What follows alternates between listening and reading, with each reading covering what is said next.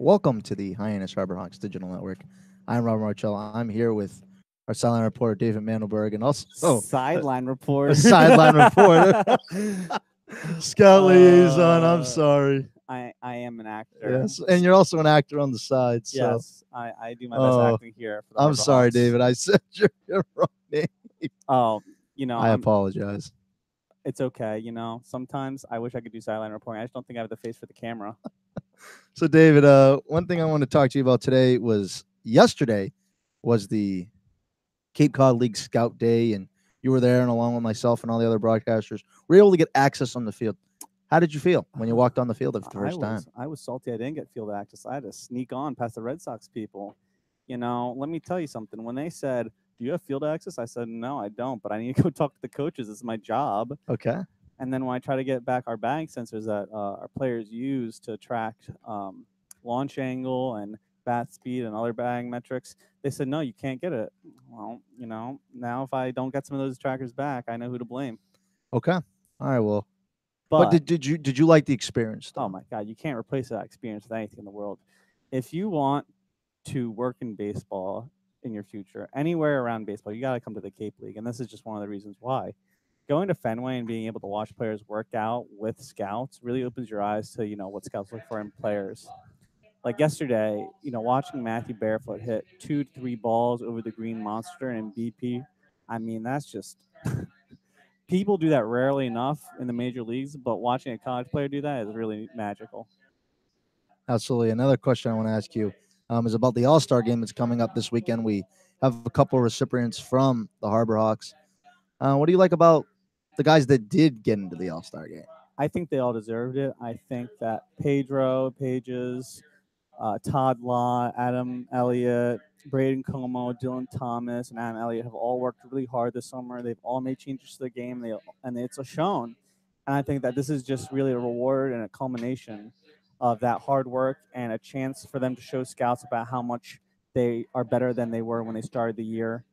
And, just being working for the Harbor Hawks for 2 years now, it's great to see. Last year we had 4 to 5. This year we have 6. I mean, it's really nice to see. Well, thank you, David. You are the scout liaison. I just want to make sure clearly. Don't forget the actor part. Yes, and you're also an actor on the side, so thank you, David. We're going to send it to break. We'll be right back for some Around the League scores here on the Hyannis Harbor Hawks Digital Network. Magic Works Media copyright.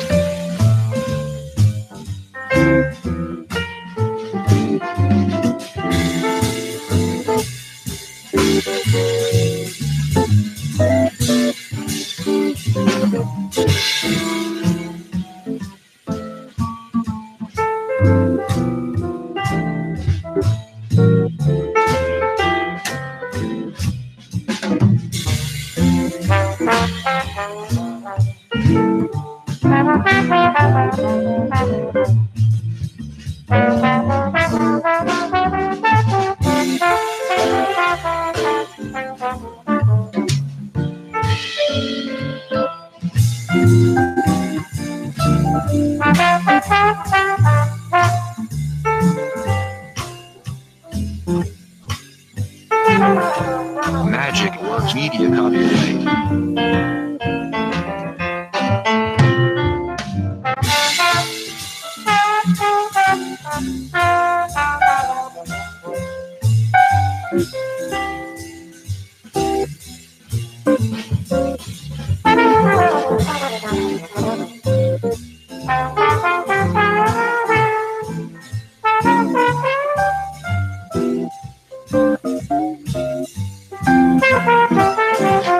Magic Works Media copyright.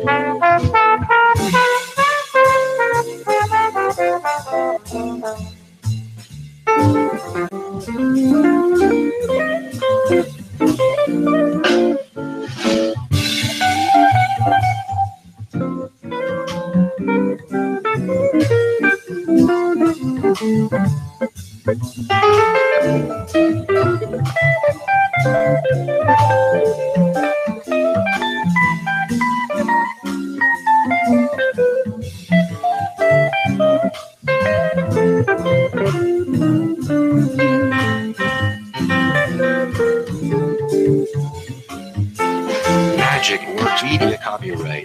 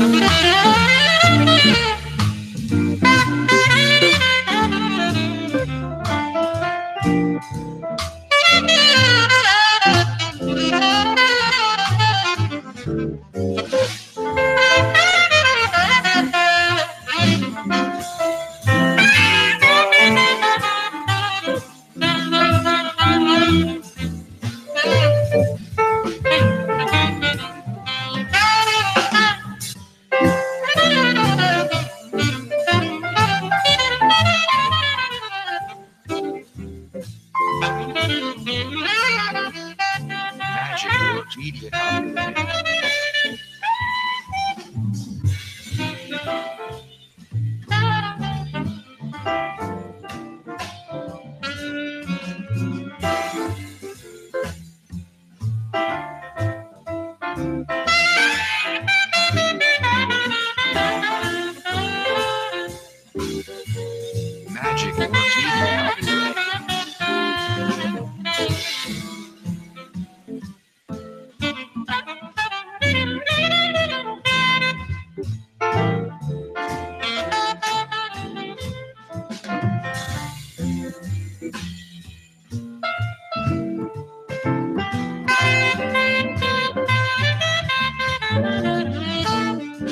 Magic Works Media copyright.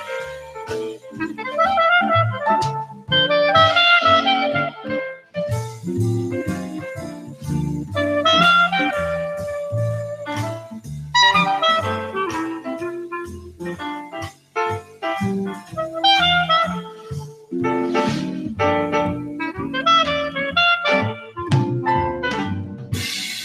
Magic Works Media copyright.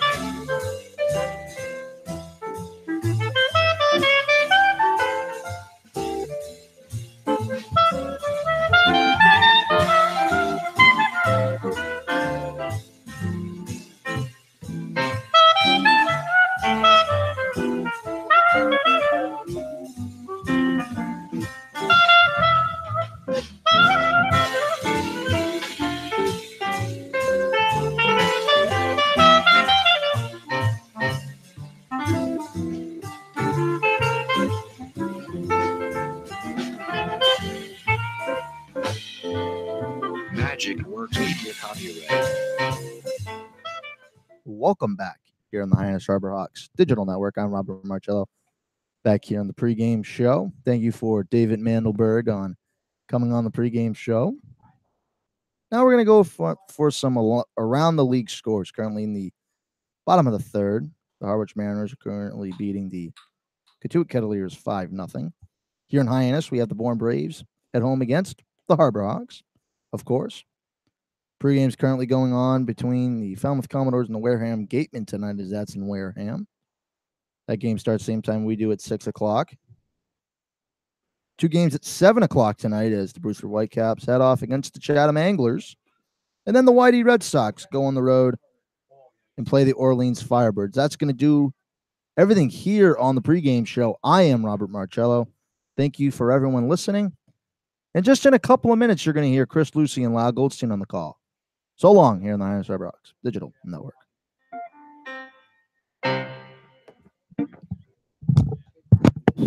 In combination with the Hyannis Harbor Hawks and Ocean Street Studios comes a brand new show bringing you everything Harbor Hawk. This is Birds the Word, a comprehensive new way to engage.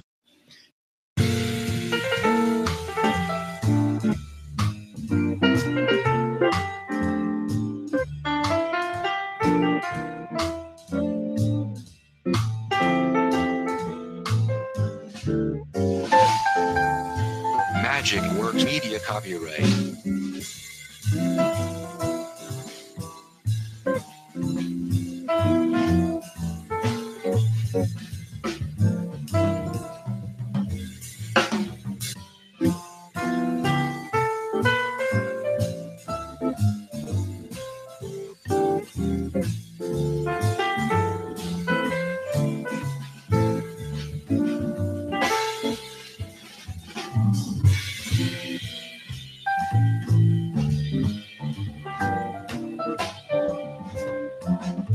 Magic Works Media copyright.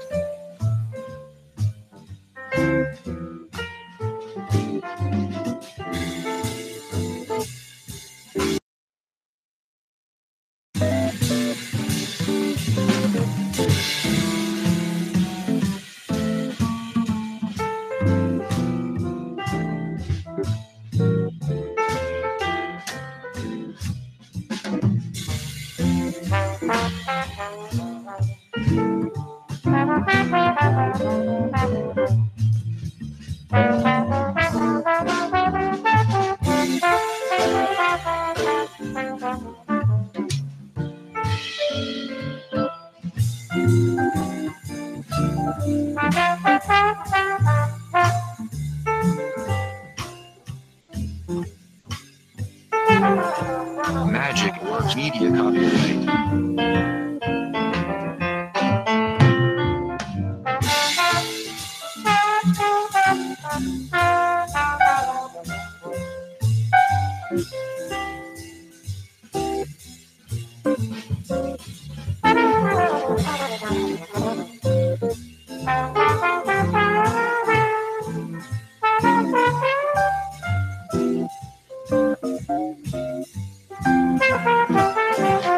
Magic Works Media copyright.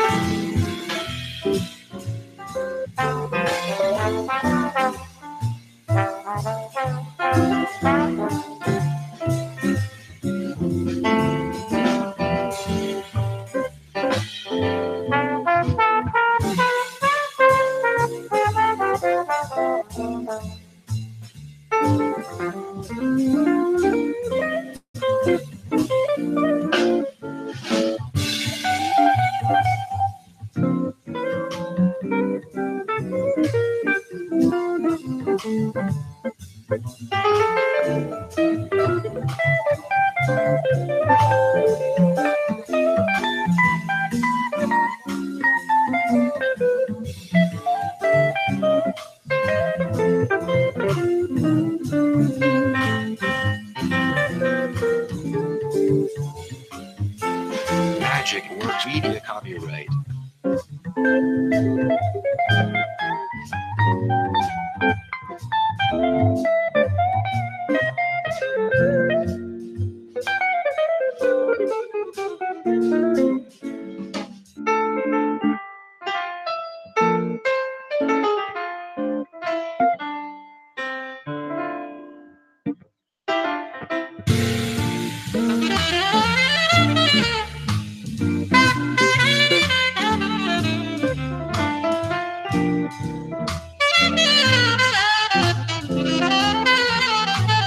Magic Works Media copyright.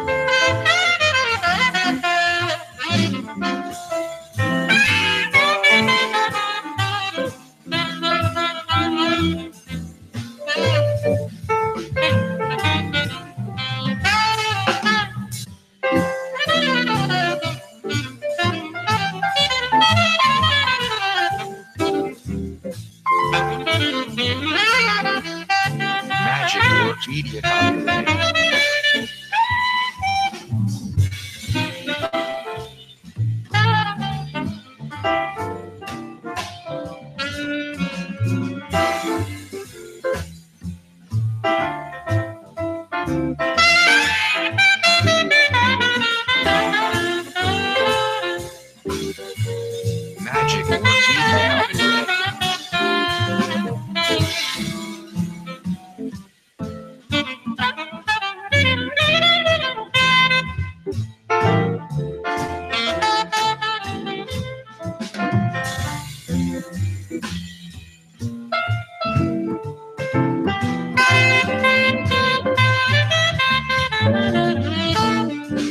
Magic Works Media copyright.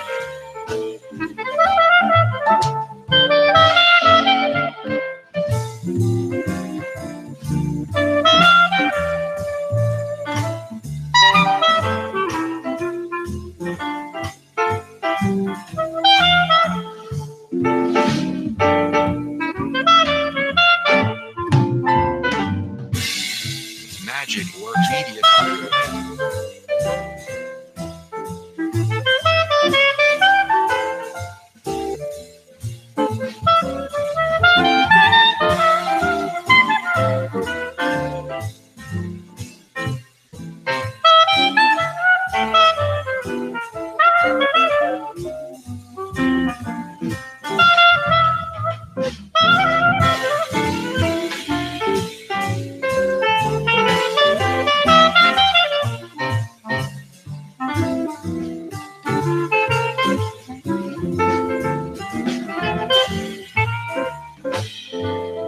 Magic Works Media copyright.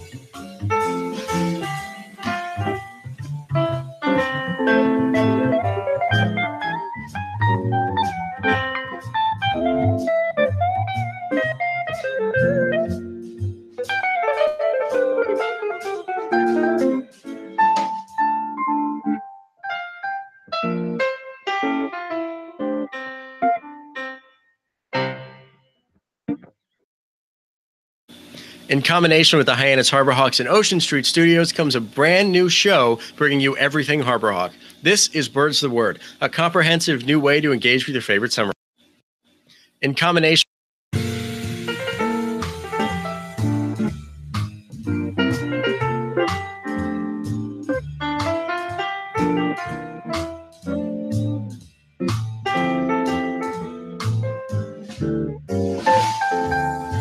Magic Works Media copyright.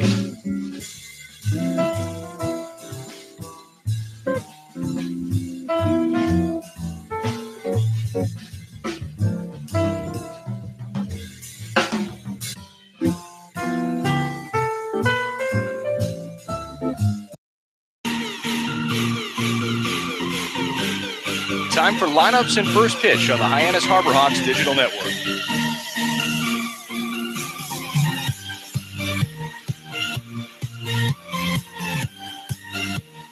Game number 29 of the Cape League season for the Hyannis Harbor Hawks comes against a ball club in the Bourne Braves that Hyannis now has seen in 3 of their past 4 games.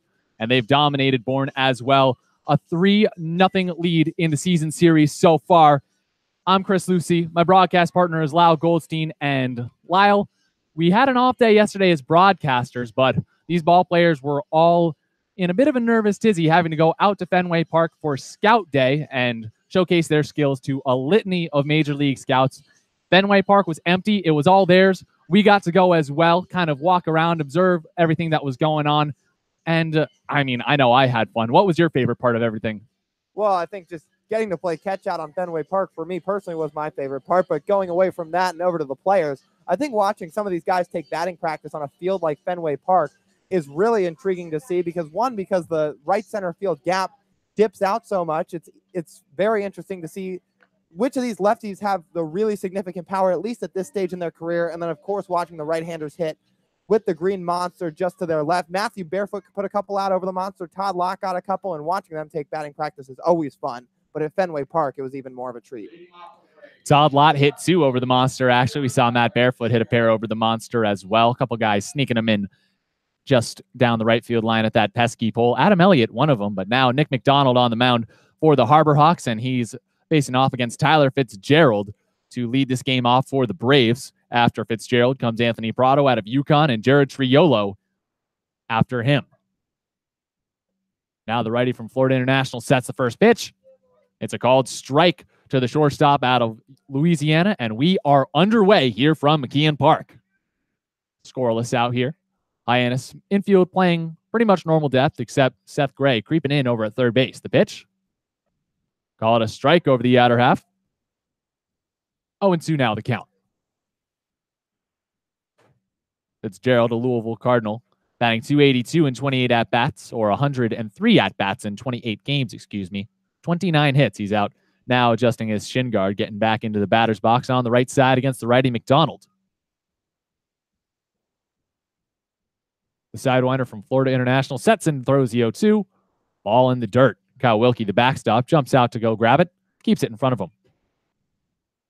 Finishing up the lineup for the Bourne Braves, Triolo's in the 3 spot. Spencer Brickhouse out of East Carolina is in the 4 spot, batting cleanup. Lyle Lynn in the 5 spot out of Arizona State University, playing first base as well. Now the 1-2. Cut on, sent high in the air, out towards right field. That one chases Eric Rivera back to the track. He makes the catch, and there's one away here in the top of the first inning. Continuing through the batting order for the Bourne Braves as Anthony Prado steps up. Ashton Bardzell is in the 6th spot, playing left field. He's from Hartford. Out in the 7th spot, Thad Phillips, another Connecticut guy, right fielder, playing at UConn.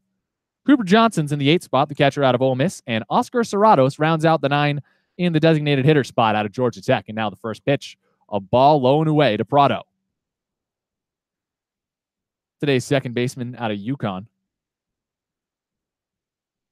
Gets ready for the 1-0 pitch, and here it comes. Ball 2 low and away. Prado's batting .242 on the season, 62 at-bats, 18 games played, 15 hits. Struck out 11 times. And now McDonald sets again.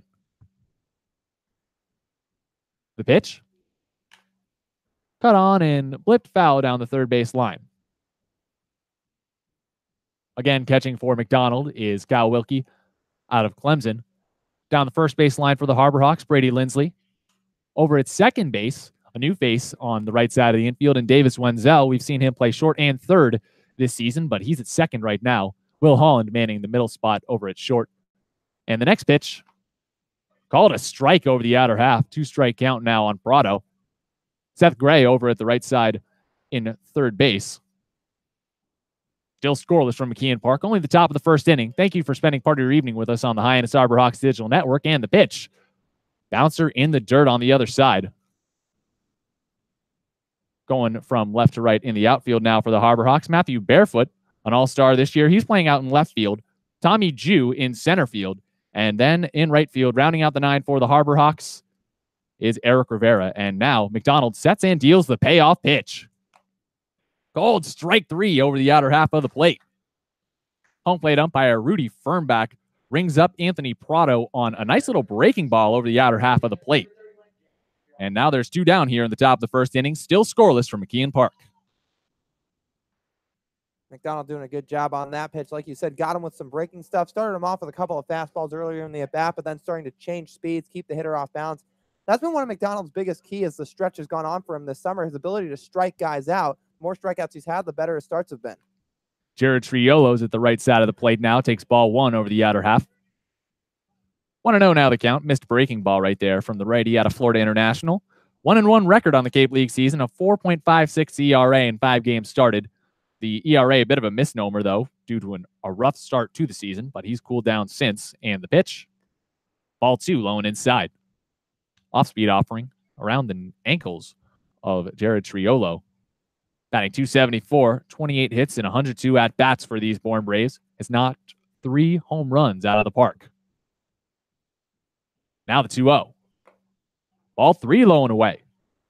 So after 2 straight outs to start the top of the first inning, McDonald in a little bit of trouble. A 3-0 hole against the 3-hitter for the Bourne Braves.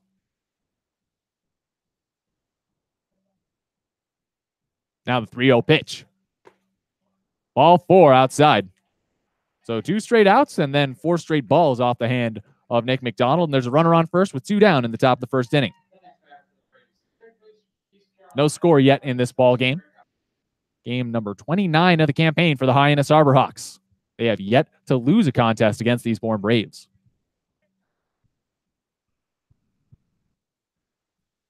Now Spencer Brickhouse steps up, another all-star, batting .278 this season, 29 hits and 104 at-bats. He has 4 home runs. He's knocked in 22 runs as well. Runner on first base, and the pitch for McDonald. Cut on, hacked high in the air the other way out towards left field. Matthew Barefoot runs 5 steps over towards the line, makes the catch, and that is the side retired here in the top of the first inning. No hits, no runs. 1 man left on base on the walk to Jared Triolo with 2 outs. And we're all done here in the top of the first inning. Now going to the bottom half of the first. Davis Wenzel, Seth Gray, and Matt Barefoot due up when we return on the Hyannis Arborhawks Digital Network. Do not go anywhere. We're still scoreless for McKeon Park. Magic Works Media copyright.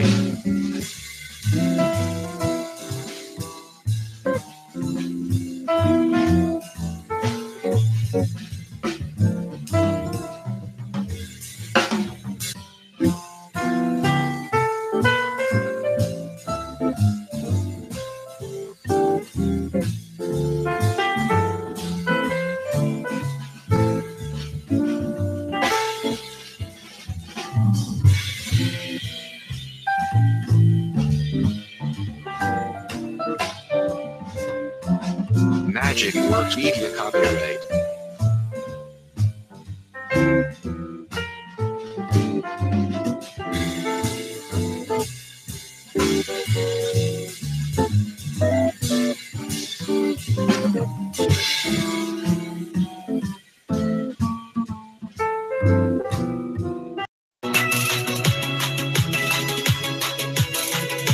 You're listening to the Cape Cod Baseball League on the Hyannis Harborhawks Digital Network. Let's get you back to the game.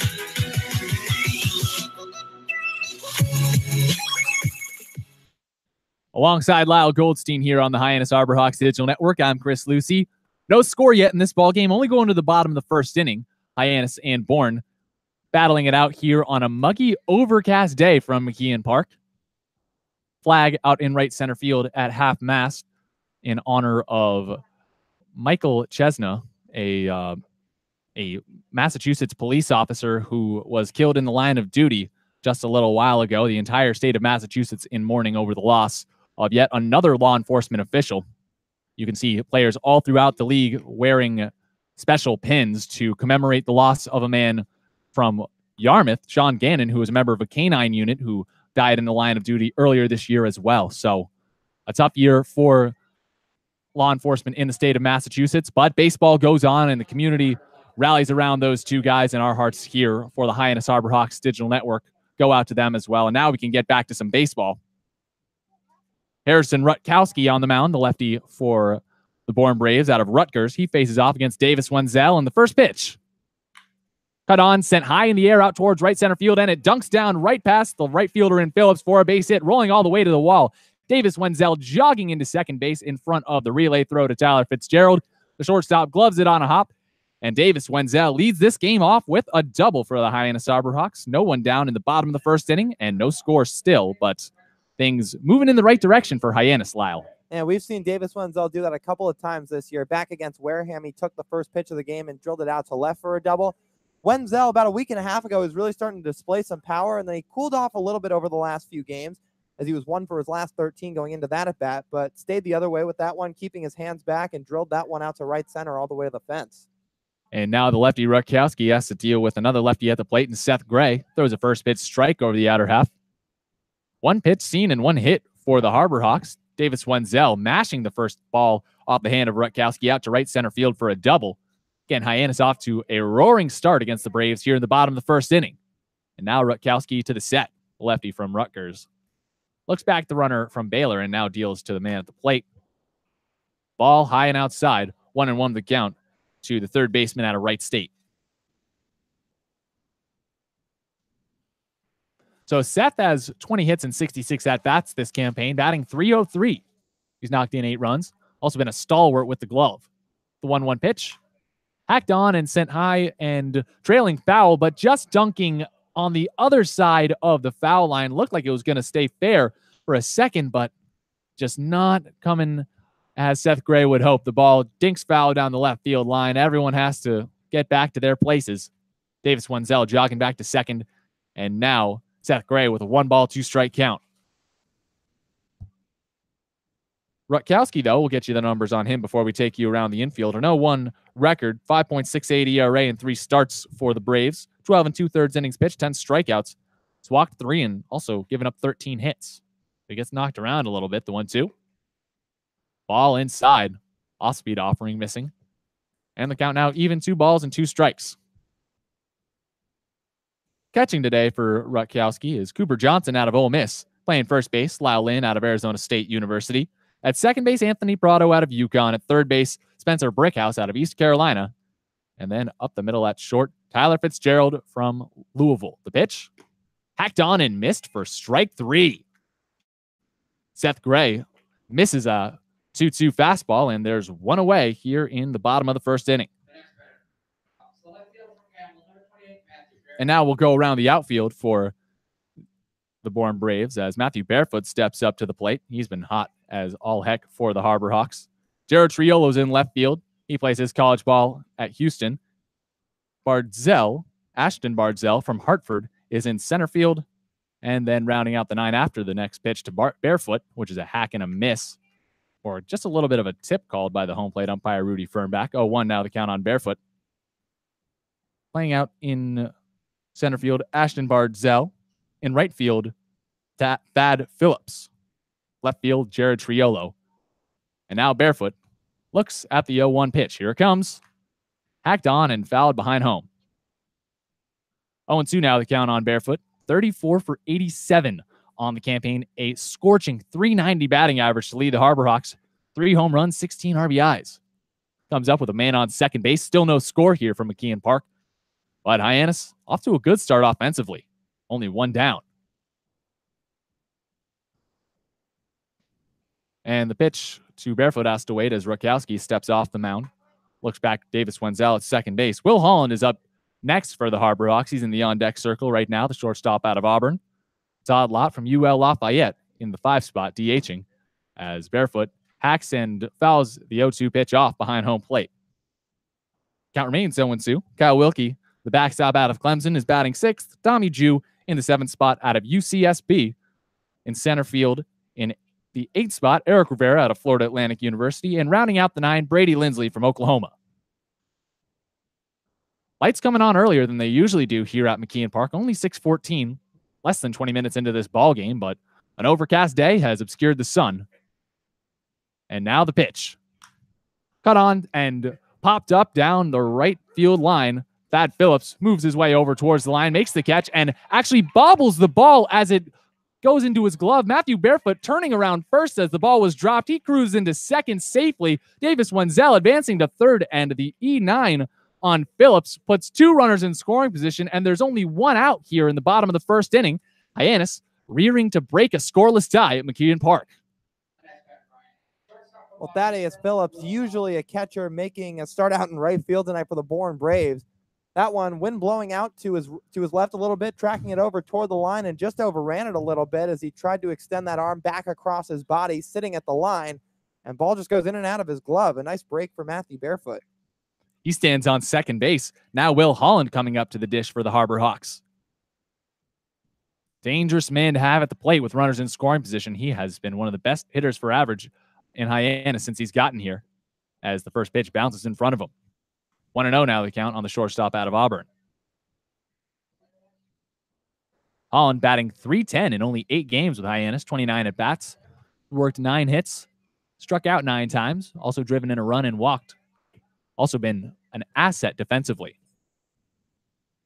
He's at the right side of the plate. The lefty Rutkowski in a bit of a pickle here in the bottom of the first inning. No score yet, but 2 runners in scoring position, and now the pitch. Called a strike over the outer half. Count now goes to 1-1. Double play depth from the infield. Probably just playing a defense that'll keep anything from getting out of the infield and stopping the first run of the game, as the 1-1 misses high and outside. Count now 2-1. Outfield playing a little bit back on Holland. It is a muggy, overcast day here in Hyannis. Dark clouds just obscuring everything in the sky. Now the 2-1. Hacked on and clubbed foul behind home. Now the count evens up to 2 balls and 2 strikes. Bobby Melly down the first base line, coaching for Hyannis. Over in the third base coaching box is Chad Gassman. And let's go around the infield with the umpires as well while we're at it. Rudy Fernback is the home plate umpire. David Gonzalez is down the first base line. And then over at third base, Bill Peck. 2-2 count to Will Holland. Redkowski from the set. And the pitch. Late call, and it is a ball. Count now loaded, 3 balls and 2 strikes. Home plate umpire Fernback taking his time on the call. And now Rutkowski is a pitch away from either getting the second out of this inning or loading the bases.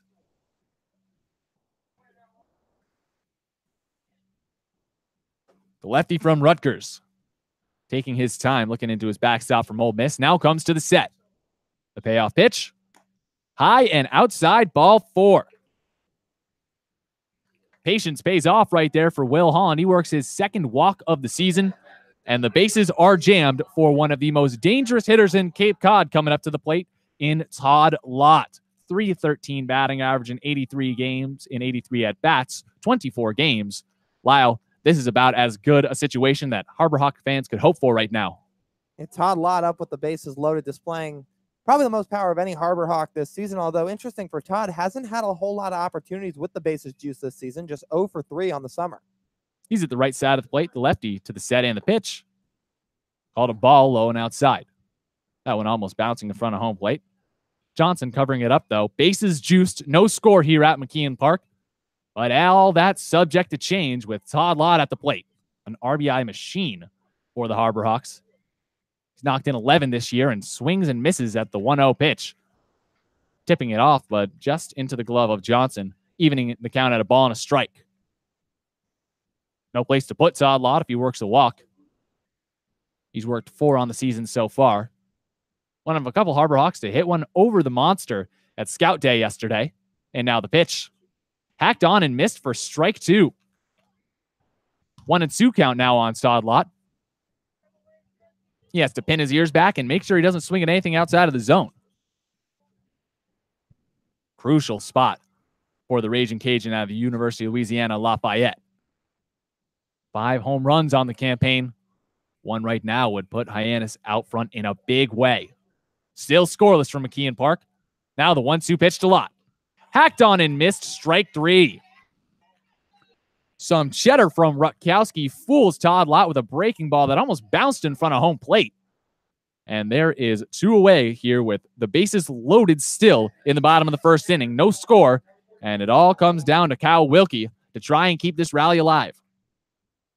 And that's been Todd Lott's biggest Achilles heel this summer. For as well as he's hit and as much power as he's displayed, often a common trend with power hitters that strikeouts come along with that in a lot. That's his 28th punch out of the summer. Cal Wilkie up to the dish now for the Harbor Hawks. He's at the right side of the plate. Rutkowski steps out to work his shoulder a little bit. 286 average for Wilkie. 42 at-bats in 17 games. He's notched 12 hits. The pitch. Called a strike. 0-1 the count on Wilkie. Rutkowski with a fastball over the outer half of the plate there. Wilkie with 5 RBI on the season. Also 9 strikeouts. Anything out of the infield would probably played a couple more RBI for the catcher out of Clemson. The 0-1. Cut on. That one grounded right up the middle into the backhand stab of Prado, who steps on second base himself to get the force. And the Harbor Hawks strand 3 runners here in the bottom of the first inning, and they don't plate anybody. Still scoreless going into the top of the second inning on 1 hit and a pair of walks, or on 1 hit, 1 error, and 1 walk. The Harbor Hawks leave everybody on, and we go now to the top of the second, where Lyle Lynn, Ashton Bardzell, and Thad Phillips are due up to 5, 6, and 7 hitters when we return on the Hyannis Harbor Hawks Digital Network.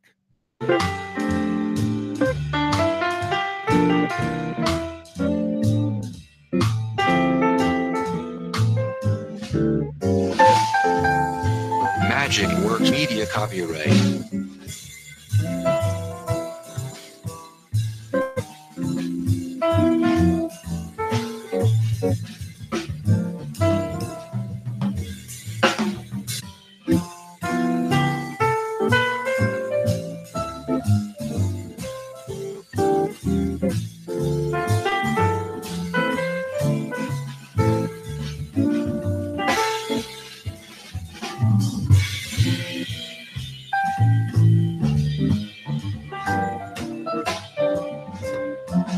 Magic Works Media copyright.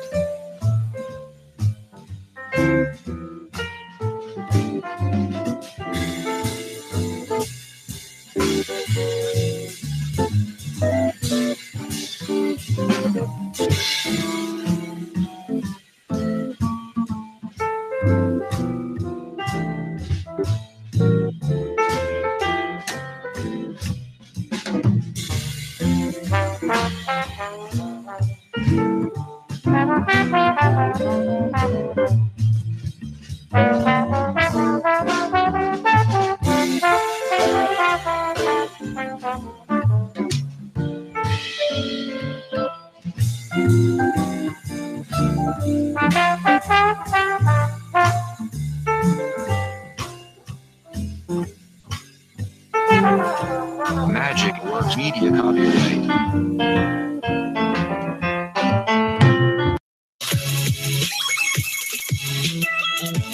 You're listening to the Hyannis Harbor Hawks on the Hyannis Harbor Hawks Digital Network. Now back to today's voice of the Hawks, Chris Lucy. Lyle Goldstein joins me in the booth. 5, 6, and 7 hitters due up for the Bourne Braves. No score here from McKeon Park. Hyannis left the bases loaded in the previous frame. Now Lyle Lynn, Ashton Bardzell, and Thad Phillips due up. Nick McDonald deals strike one to start off his second inning of work. And we're underway once again from McKeon Park. Only 6:23. We got off to a 6 o'clock start, and the light's already on. The 0-1. Breaking ball for ball one. Low and away. Same kind of target area right there at Lyle Lynn. He's batting .279 on the season, 12 hits and 43 at-bats. The 1-1 pitch. Hacked on and missed for strike two. Now the Arizona State Sun Devil has to shorten up.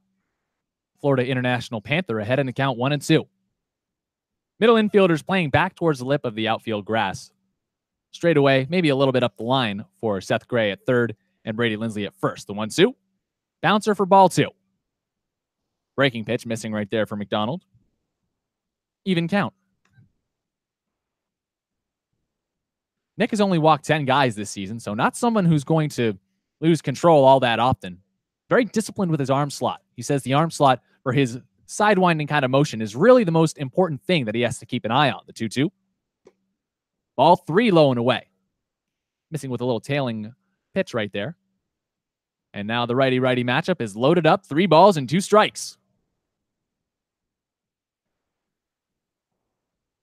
McDonald to the set. From the windup, he deals. Hacked on and missed for strike 3. Nasty little breaking offering from McDonald. His second strikeout of the game. There's one away in the top of the second inning. Still no score from McKeon Park. That one just tailing away from Lyle Lynn a little bit at the end of that, and he chased after it, missing out of the zone. Exactly what you want to do with an off-speed pitch like that if you're McDonald. Starts in the zone, moves to the outer half and away, and it chases the hitter. Ashton Bardzell at the plate now, batting .238 on the Cape League season. 15 hits in 24 games and 63 at-bats. The righty-righty matchup starts with a strike over the outer half. That tailing little fastball from McDonald. Getting all the calls from the home plate umpire and Rudy Fernback early on. The 0-1. Cut on and sent foul behind home. Count now 0-2. Infield, outfield playing pretty much the same, although the center fielder in Jew moving more over towards the middle of center field. He's playing a bit more in than the left and right fielder, who are straight away, but pushed pretty far back, each of them a couple steps from the track. The 0-2. High and outside for ball one. No score yet here from McKeon Park. It's still a 0-0 tie. Hyannis, though, stranded 3 men on base in the previous frame. The 1-2. Hacked on, nicked foul again down the first baseline. Count remains 1-2. And Lyle, missed opportunities like that early on are the things that you really look back on later in games if things stop going your way. Absolutely, and especially with the Harbor Hawks in their tendency to leave runners on base, especially in total of ball games from time to time this season. It's tailed off as of late, but you never want to see any team leaving 3 guys on in the first inning, especially when you're given an opportunity like that. And the 1-2 misses a low and away. Even count now 2-2. Hyannis stranded 8 men on base in their previous win against the Braves, so also their previous game. And now McDonald sets up the 2-2 and deals. Hacked on again, sent behind home plate. Good battle here developing between the righty out of Florida International and the righty out of Hartford. CUSA man on the mound, and at the plate, ball player out of the America East Conference. McDonald to the set again. taking his time, peers in at his catcher, and now the 2-2. Ball 3, bouncer in front of the dirt. Barzell playing patiently at home plate right now. 7 walks on the season, and he's a ball away for number 8.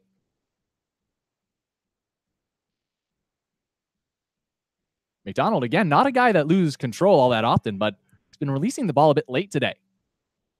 Now the payoff pitch. Ball 4 just misses the zone.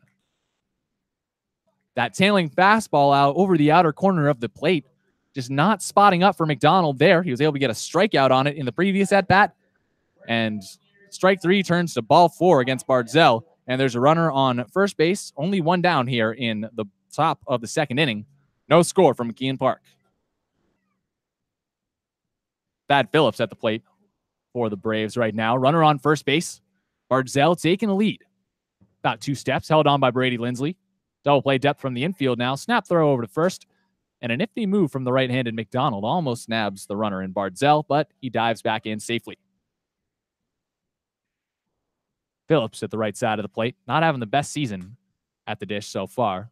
Only 6 hits in 42 at-bats. Another snap throw over to first. Barzell dives back in safely again. Late tag by Brady Lindsley. Called safe by the first base umpire. David Gonzalez making the calls over there. Time now called. But Thad Phillips batting 143 on the season. 42 at-bats. Like I mentioned, 6 hits. And the first pitch is a strike. 0-1, the count on the fastball over the outer half of the plate. And Thad Phillips, for only 6 hits on the season, has it more than doubled up by his strikeout total at 15. Not off to a good start here. 0-1 the count for McDonald. Time called behind home plate once again. Nick has gotten incrementally better and better as the season has moved on, though. Tonight, early on, he's not had the best control, but still able to maintain a scoreless tie in only an inning and a third of work. Now the 0-1. Hacked on and sent foul behind home. 0-2 now the count. Dangerous territory, but unfortunately for Phillips, not all that unfamiliar. 0-2 count. He's behind in the count. He's got to fight to stay alive against McDonald.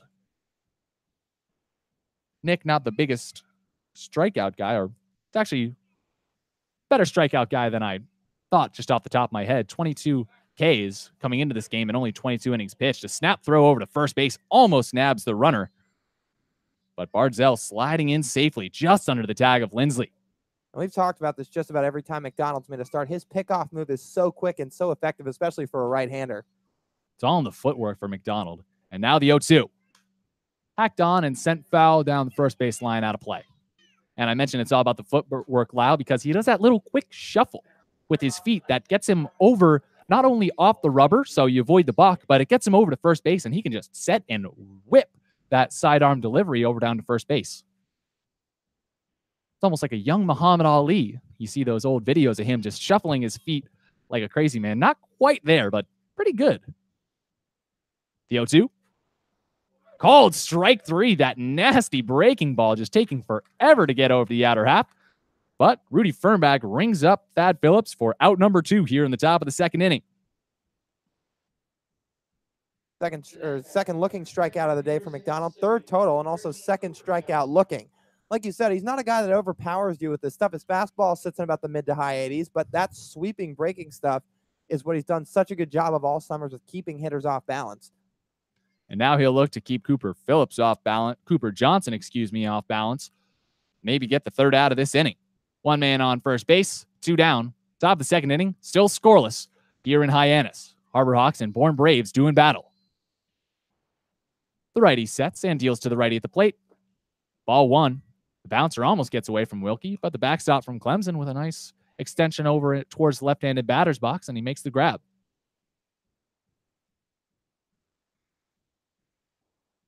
Johnson digs back in. 2-step lead off of first for Barzell. Drawn a couple of pickoff throws back over there. Has a big lead still. The 1-0. High and outside for ball 2. Hitters count now for Cooper Johnson. He's batting .216 on the season, 37 at-bats in 14 games, able to notch out 8 hits. He struck out 14 times, though. Plate discipline, a key for him. There's another snap throw to first base. And Barzell forcing McDonald to throw more pitches over to first base than he has in the inning, generally, almost. I mean, it's a bit of an exaggeration, but almost seems that way. Just really getting into the righty's head early on. McDonald's trying to maintain a scoreless tie, though, so you can't blame him. 2-0 now the count on Johnson and the pitch. Cut on and roped high and foul down the right field line. Count now 2-1. Johnson has 2 RBI on the season. Number 3 would snag a lead for the Braves. But he's amongst friends here in Hyannis. A couple of Ole Miss pitchers make up the ranks of the Harbor Hawks staff. Houston Roth and Jordan Fowler, excuse me. The 2-1. Ball 1 misses low and away. Ball 3. Now McDonald having to work from behind again. He needs a strike. We'll see if Shapiro from the third base box allows his catcher to swing away. The 3-1. Ball 4. The third base coach, Harvey Shapiro, and manager of the Bourne Braves, puts the hold sign on his backstop Johnson, and he gets a free pass over to first base. That's a result. Runners on second and first. 2 away here in the top of the second inning. Still no score from McKeon Park. And Oscar Serratos coming to the right side of the plate. And McDonald's is starting to struggle with his command a little bit. That's his 3rd walk of the night. It's been the first time since opening night that he's given up more than 2 free passes in any start. And with that last walk, he doubled his walk total within the last 10 innings. So strikeouts running high for the right-hander out of FIU in the early going, but been a little bit all over the place with the command. Oscar Serratos at the right side of the dish now with runners on first and second. The first pitch. Call it a strike over the outer half. That breaking ball spotting up again. Count now 0-1. Breaking ball seems to be a bit 50-50 for McDonald today. We've seen a couple just break right over that outer half, but also a couple bounce in front of home plate. Kyle Wilkie blocking everything, though. Still scoreless. Runners on first and second. 0-1 count on Serratos and the pitch. Ball 1. Low and away. That one actually more inside, but still evens the count. Serratos batting .267 coming into this game. 60 at-bats in 21 games. He's got 5 walks, but also has 16 strikeouts. McDonald might be going right after him if he's read his scouting report. Looks back the runner at second and deals. Ball 2. Count now 2-1. Way low and outside. That's another thing with McDonald today is it hasn't been so much he's been all over the place. It's more all over the place to the outer half because throughout the duration of his start up to this point, he's done a good job of keeping everything away. That's where he spotted up almost all of his pitches, but sometimes things just running a little bit too far out. And now he has to fight with this 2-1 count. Looks back the runner at second, and McDonald deals. Ball 3, missing again, high and outside. Count now 3-1. McDonald just kind of tailing off towards first base as he's making his way towards home plate. The righty has to straighten his delivery home and get the Hyannis Harbor Hawks home with this 0-0 tie intact. The pitch hacked on and lined right at Brady Lindsley, who goes to a knee to make a backhand stab in midair for out number 3. The backstop from Oklahoma can do everything. He can play first, he can catch, and he makes a nice catch right there to end the top of the second inning. So 2 men are left on base, no hits, no errors. And to the bottom of the second we go here on the Hyannis Harbor Hawks Digital Network. Tommy Jew, Eric Rivera, and the aforementioned Brady Lindsley due up the bottom of the order when we get back, trying to break a scoreless tie here at McKeon Park. Magic Works Media copyright.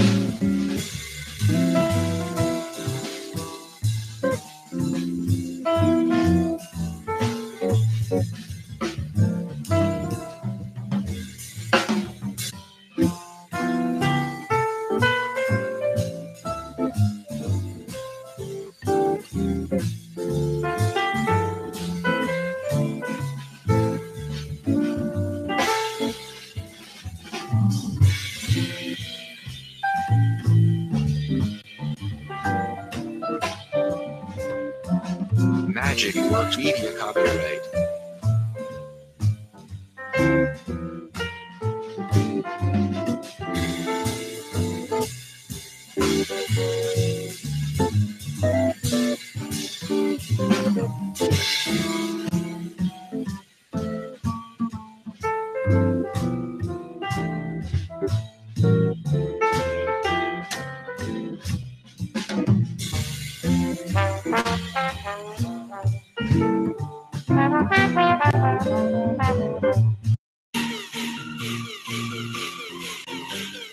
listening to the Hyannis Harbor Hawks on the Hyannis Harbor Hawks Digital Network. Now back to today's voices of the Hawks, Lyle Goldstein and Chris Lucy. The Hawks left 3 men aboard in the bottom of the first inning, and now they come up trying to break a scoreless tie against the Bourne Braves. Harrison Rutkowski back out for his second inning of work alongside Lyle Goldstein. I'm Chris Lucy. Tommy Jew, Eric Rivera, and Brady Lindsley due up. And the infielders and outfielders making their way back to their respective places as the outfielder from the University of California at Santa Barbara steps up to the right side of the plate. Rutkowski to the set, and the lefty deals to the righty. Pitch that's cut on and kind of topped over down the third base line. Foul. 0-1 now the count on Tommy Jew. Batting 186 on the season. Only 8 hits in 43 at-bats. Rutkowski kicks and fires. And the 0-1 is low and away for ball 1.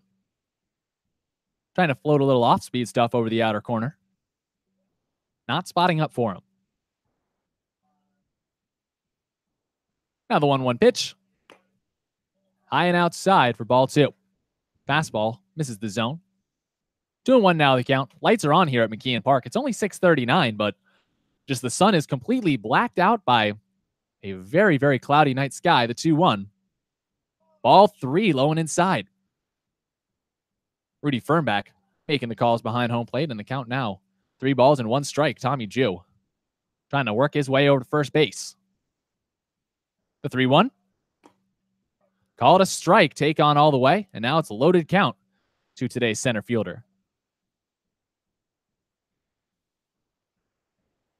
Infielders, outfielders playing pretty much straight away, although the middle infielders are playing back. The payoff pitch. Cut on and sent high and foul down the right field line. Count remains full on Tommy Jew. Tommy got a big kick out of Scout Day yesterday. Had never played on a major, well, he played once, kind of, on a major league ballpark. He had gone to the O.Co Coliseum out in Oakland once, the 3-2. Cut on, another one sent high and foul down the right field line. This one chasing Phillips toward the Braves dugout, but it bounces right actually over by the Braves bullpen down right field way. Count still 3-2. Jew said he had been on the roster for a game at the Coliseum in Oakland, where, of course, the Athletics play, but that was his freshman year of high school. He got the call up to the varsity because they needed a guy on the bench. But unfortunately, today's center fielder actually didn't get to step foot on the field, so Fenway was his first time. The payoff again. Cut on, and another one sent the other way foul. The right-handed batter with a nice battle against the left-handed pitcher. And Tommy got pretty close to Fenway to put one over the Green Monster, too. I mean, he hit it probably 2/3 of the way up that wall. Everyone trying to hit one out over that monster. I think that was pretty much, at least in the top 3 of everyone's agenda yesterday. The payoff pitch. Ball 4. Tommy Jew working a walk, his 3rd of the season. He trots down over 90 feet towards first base. And Eric Rivera coming up now. 1 man on, nobody out here. Bottom of the 2nd, no score from McKeon Park. The Harbor Hawks taking on the Braves. Hyannis has yet to lose a ball game against Bourne this season. And now with Tommy Jew on the bases being so fast and speedy within his arsenal on the base paths, wouldn't be surprised to see Chad Gassman put in some type of situational hitting here, whether it be a bunt or a steal from Jew or a ground ball to the right side to try to execute a run. Well, Rivera's a good situational hitter as he watches ball 1 miss and get away from the backstop in Johnson. Tommy Jew advances over to second base without even forcing Rivera to swing the bat. Pass ball, most likely the call on Johnson right there. Pitch didn't miss whatsoever, but it gets off his glove, and then he just completely lost track of it behind home. So now Jew gets a free 90 over to first and takes another freebie over to second base. Runner in scoring position, and the pitch to Rivera. High and outside for ball 2. 2-0 the count. Brady Lindsley waits on deck. Harbor Hawks and Braves still with no score, and Hyannis with another opportunity to change that. They loaded the bases and stranded everybody in the bottom of the 1st. And now the 2-0 pitch. Called a strike. Rutkowski spotting up the fastball over the outer half of the plate, around belt level. 2-1 now the count on Rivera. He's batting 173 this season. 52 at-bats in 22 games. 11 walks. So a very patient hitter. Also a productive one, too. The 2-1. Ball 3. Another fastball missing its spot over that outer half, a little bit too high. Rudy Fernback puts a 3-1 count on it. The second baseman, Prado, holding on Tommy Jew with the right-handed hitting Rivera at the plate. The lefty Rutkowski to the set. He deals. A called strike over the outer half, so back-to-back full counts. Rutkowski having to work a good deal early on. He's only in his second inning of work. And his pitch count up at 36. 3 balls, 2 strikes. Payoff pitch, Tommy Jew goes. Ball 4 called. Snap throw down third base, sliding underneath the tag. Tommy Jew is safe with a stolen base over to third. Gets to second on a pass ball. Eric Rivera working the walk to get over to first, and then Tommy Jew, as ball 4 floated high and outside, takes off for third, and he slides in safely at first. Runners on the corners, and still nobody down here in the bottom of the second inning. Chad Gassman doesn't hesitate to use his speed anytime he gets on base. We were talking about that just a minute ago.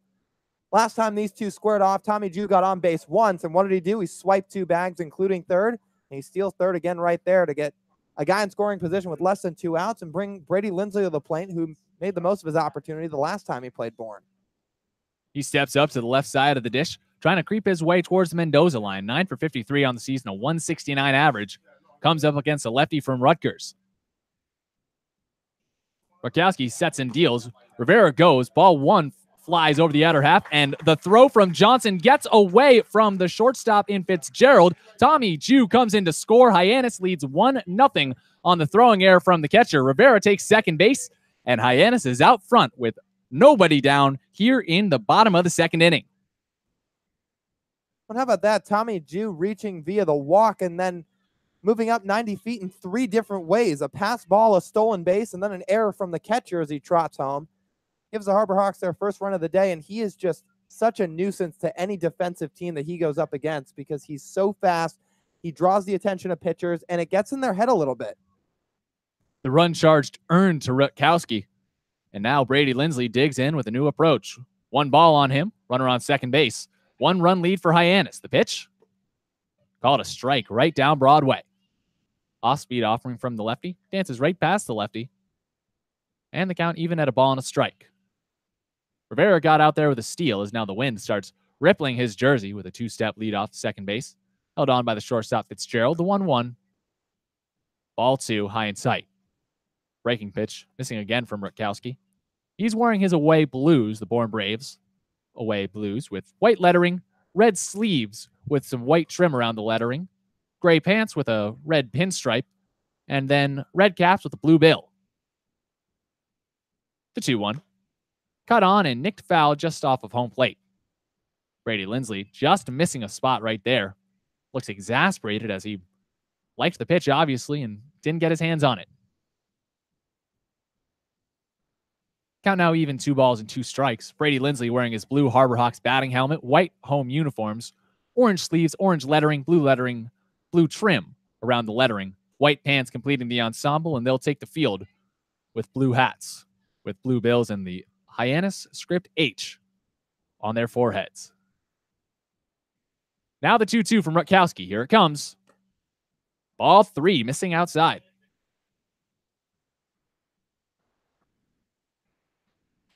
So now the count is loaded up once again. 3 balls and 2 strikes. 3 hitters in a row working full counts against Rutkowski.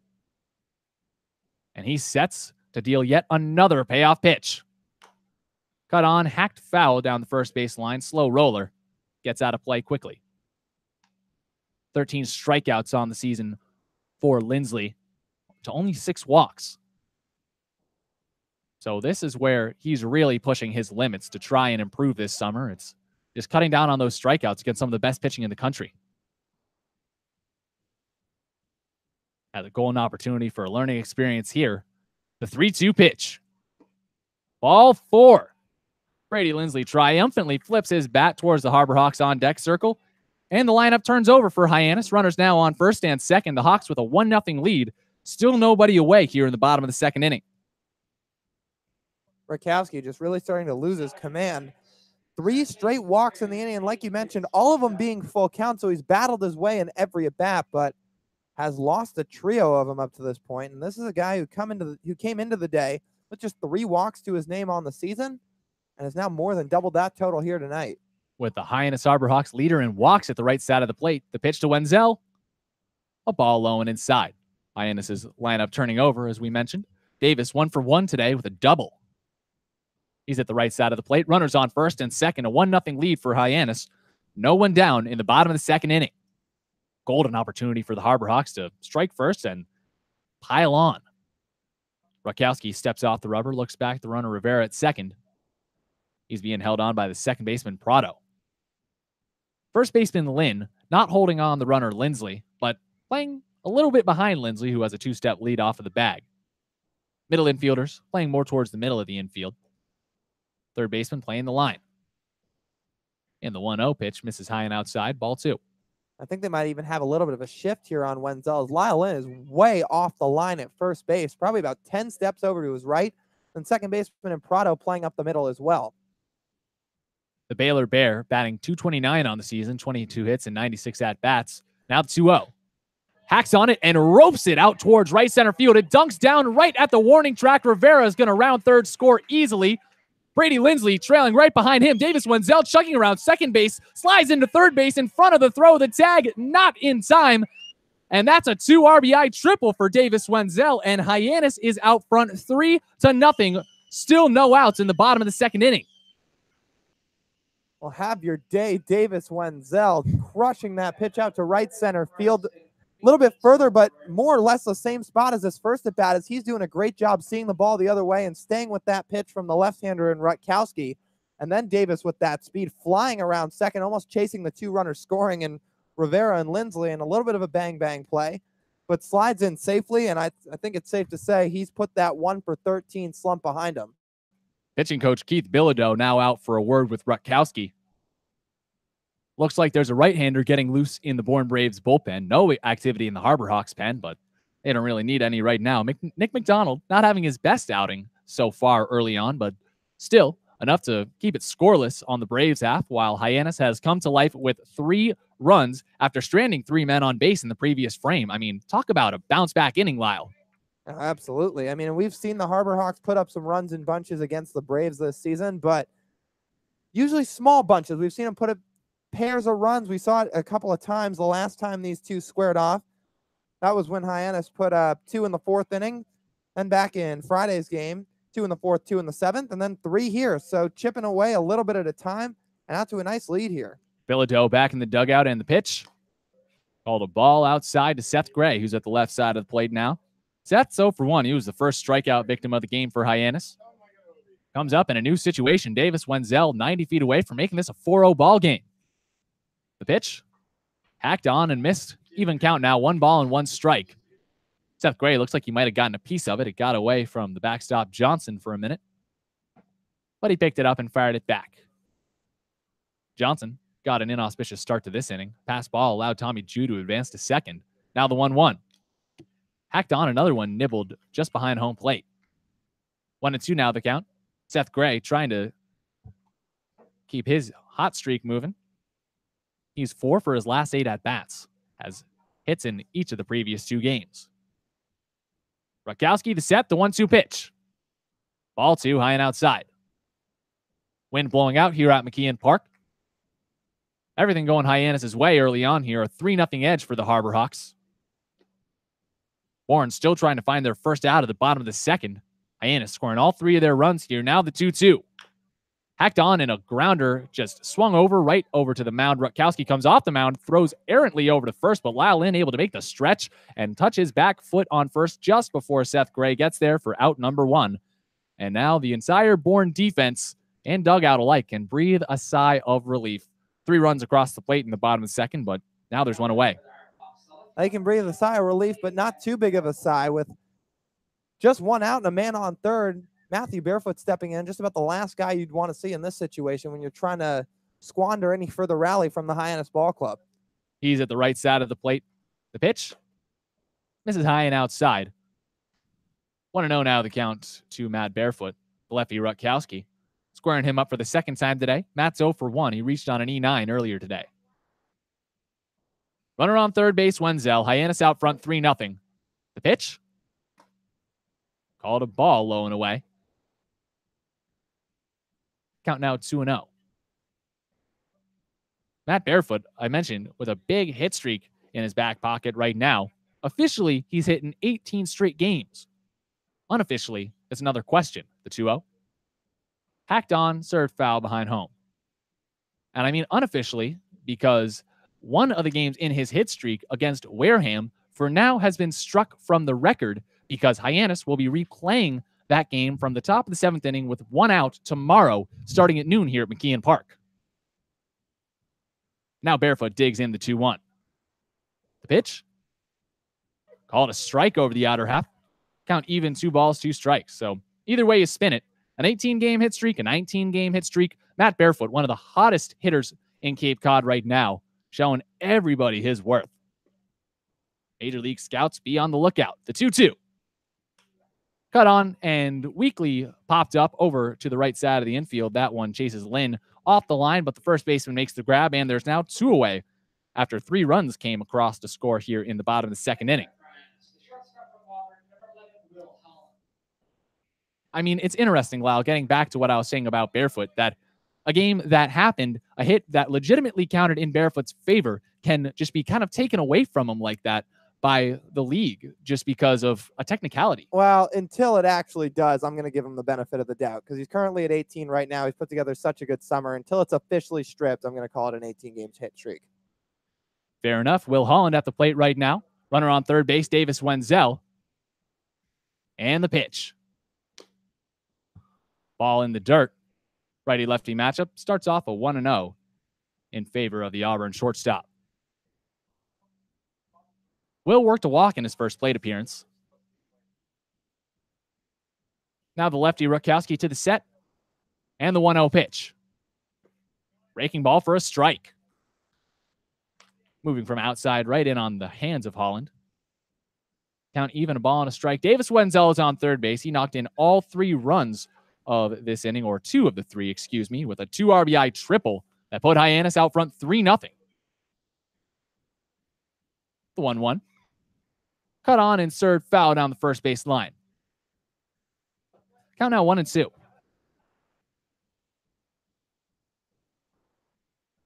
Will Holland, no stranger to a lot of the guys on this lineup here for the Bourne Braves. Plenty of Georgia Tech products.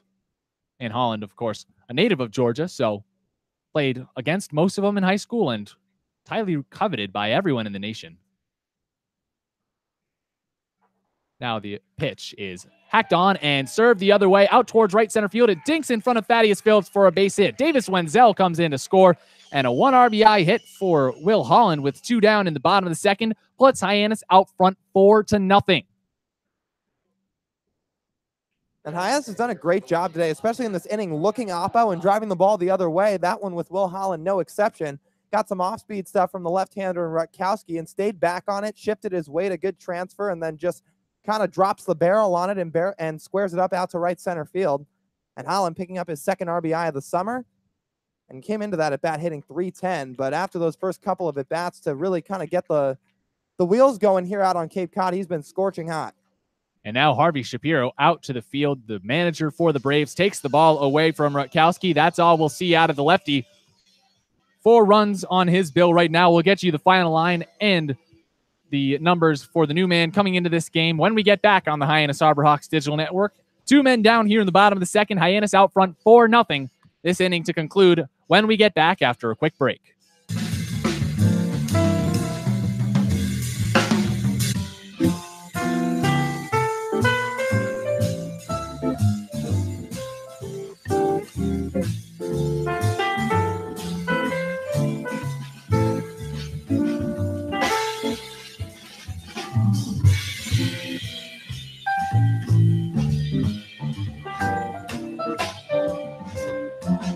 Magic Works Media copyright.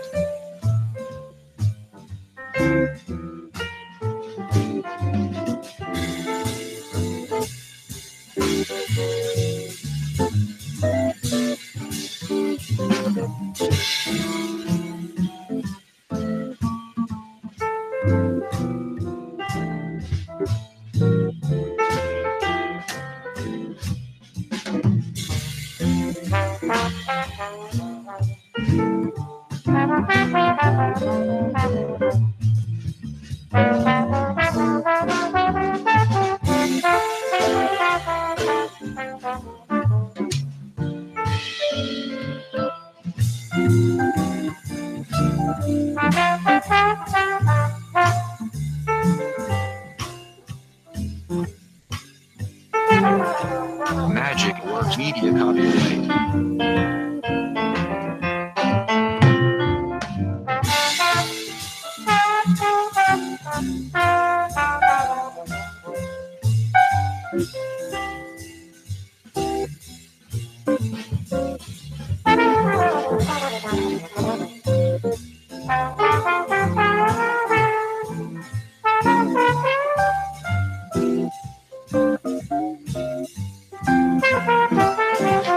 Magic Works Media copyright. Back here on the Hyannis Harbor Hawks Digital Network alongside Lyle Goldstein, I'm Chris Lucy. Zachary Peak into the game in relief of Harrison Rutkowski. Hyannis out front 4-0. Rutkowski having a tough day for the Bourne Braves, and now you have Peak in to kind of mop things up for him.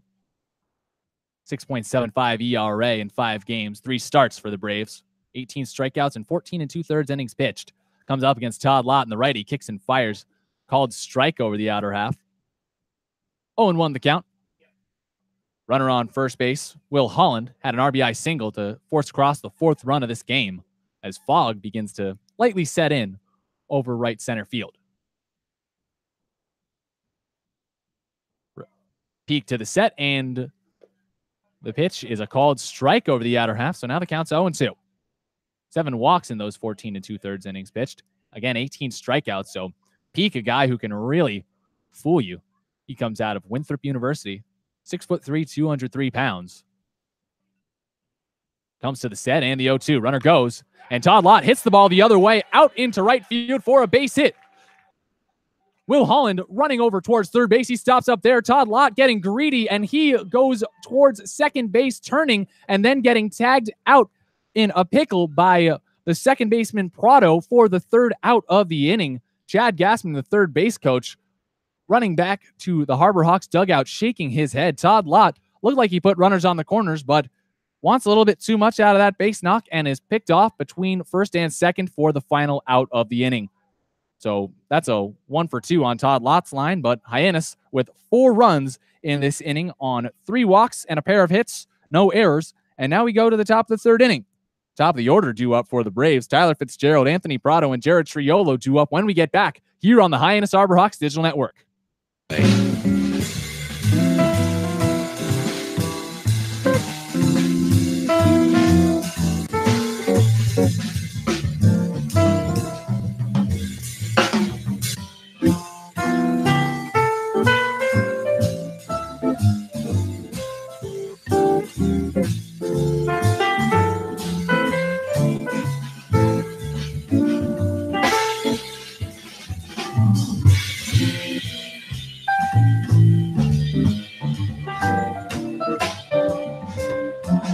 Magic Works Media copyright.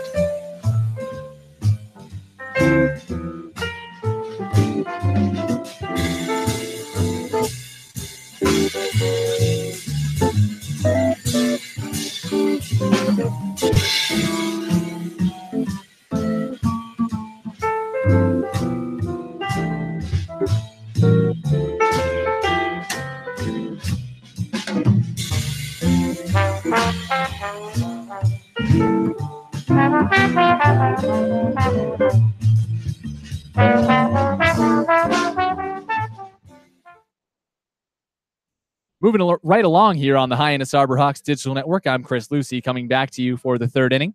Top of the order due up for the Bourne Braves. Now playing from behind, 4-0 the score. Hyannis out front. Tyler Fitzgerald, Anthony Prado, and Jared Triolo due up against Nick McDonald, out for inning number 3 of work. Nick has struck out 3 and walked 3 early on today. Control, not necessarily being his strong suit right now, but it's a wet day. And the righty deals the first pitch to the righty. Ball 1 in the dirt.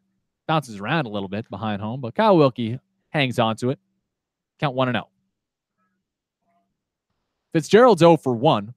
Flew out in his first at-bat. He's at the right side of the plate. The righty deals a pitch that is cut on and a broken bat single out towards left field. The bat flying through the air towards the shortstop, Will Holland, who kept his eye on the ball, but couldn't get his backhand stab to touch leather. And now that's a hit for Tyler Fitzgerald, who squares up around first base for a leadoff knock here in the top of the third inning. Anthony Prado coming up to the plate now. Tyler Fitzgerald, an everyday guy for these Bourne Braves, and he's really just worth his weight in gold to a Bourne Braves ball club that's been riddled by injuries earlier this season. He mentioned today only 9 position players really available for this ball club to use today, which is why you see Thad Phillips, a catcher on the roster, playing right field today. Injuries playing a factor for both teams. The pitch. High and outside for ball 1. Prado ahead in the count 1-0. He's 0 for 1 today, though. Struck out in the first inning. Hyannis leads 4-0. Prado trying to chip away at that edge with Tyler Fitzgerald taking the lead off at first. Brady Lindsley holding him on. Snap throw back over. Fitzgerald dives in safe. And Fitzgerald mentioned for him personally, it's a matter of just being smart in the weight room, which has been able to keep him in the lineup as long as he's been in it. Doesn't want to come to the ballpark feeling tight. The 1-0. Ball 2, low and away. Breaking pitch over that outer corner, missing again. The outside part of the plate has been McDonald's friend and his enemy today, as we've seen him rack up a couple strikeouts over it. 3 to be exact, but also 3 walks. A lot of that control problems coming over that right side of the plate, as another snap throw back over to first and the quick shuffle and deal over to first base forces Fitzgerald back. He's able to slide in under the tag, though. Middle infielder shaded up the middle, playing just a few steps off the outfield grass, looking for that double play ball. The pitch, hacked on, and it's slicing out towards the right center field gap, and it dunks in for a base hit. Fitzgerald rounding second. He's moving towards third. Ball fielded by Jew out in center. Fitzgerald moves over to third base. The throw comes in. It's Aaron. It gets away from the second baseman in Davis Wenzel and dribbles over to Seth Gray, who covers from third base, keeping Fitzgerald over at third. And that is a double for Anthony Prado. And now there's 2 runners in scoring position. Bourne is in position to cut into this 4-0 deficit. Anthony Prado with a clutch knock right there. His 16th of the season. Came about 90 feet away from his 9th RBI of the campaign, but a good throw in there from Tommy Jew. Although it did get away from the second baseman in Davis Wenzel. Jew just so fast over in center field, able to get over to the gap, make the play, and then relay the ball in with lightning speed, as now Ray Korn comes out for a word with McDonald. Korn, a veteran of the game of baseball, almost 50 years he spent coaching between the national team level. He coached for Team USA in the early 90s and also for the Chicago Cubs organization, where he coached an awful lot in instructional ball, just trying to teach kids how to pitch in the major leagues. And he's made some real progress with these guys over the last couple of years. Hyannis with 2 top 5 round draft picks coming out of their pitching staff last year. Nick Sandlin coming in the 2nd round, and then, of course, Ryan Weiss in the 4th round. Now Jared Triolo's at the plate. Runners on 2nd and 3rd, and the pitch for McDonald. Called a strike over the outer half. 0-1 the count on Triolo, who walked in his first at-bat. The 0-1.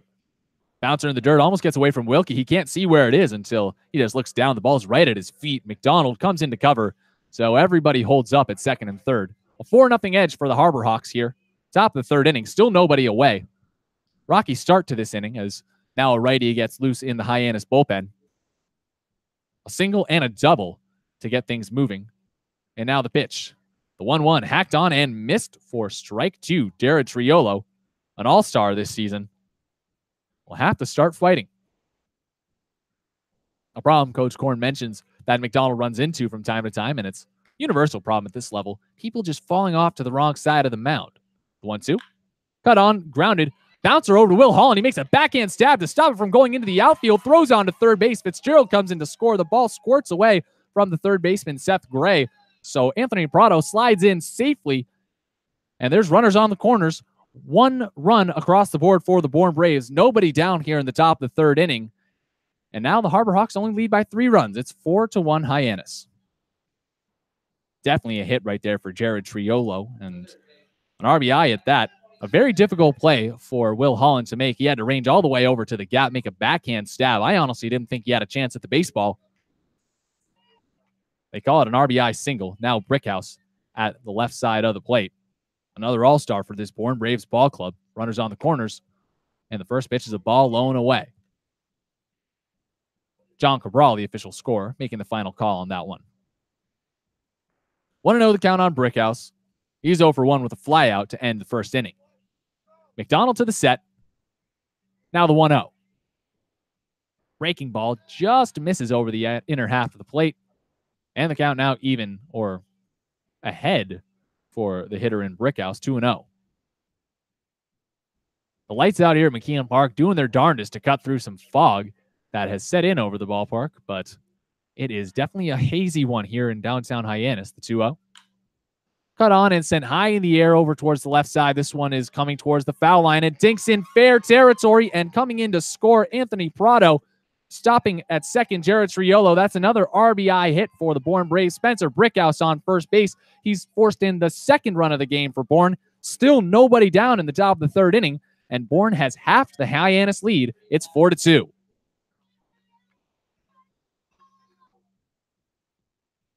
Lyle Lynn coming up for Bourne. And Chad Gassman coming out of the dugout for Hyannis. It looks like this is curtains for Nick McDonald. It's been a tough one control-wise for him today. 27 strikes, 27 balls. 54 pitches early on. So Coach Gassman coming out, takes the ball away from the righty, and we'll have another righty coming into the game shortly. A quick break here on the Hyannis Harbor Hawks Digital Network, but when we get back, the final line on McDonald, details of the new man coming into this game, and possibly the conclusion of the top of the 3rd inning. 2 runs have come across for the Bourne Braves on a 4-hit inning so far, and still nobody down. Stick around. You're listening to the Hyannis Harbor Hawks on the Hyannis Harbor Hawks Digital Network.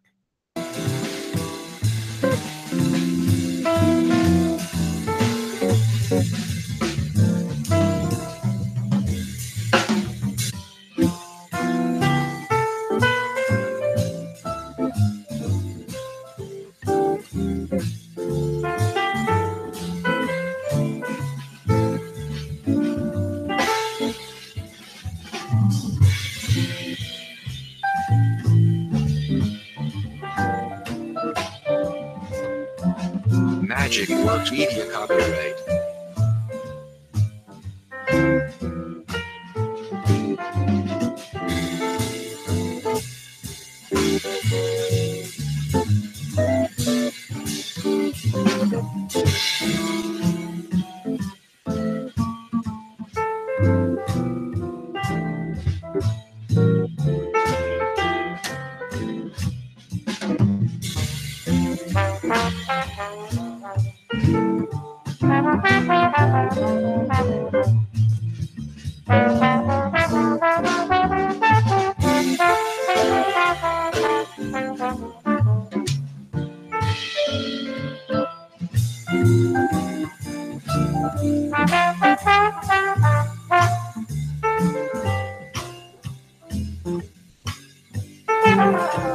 Magic Works Media copyright.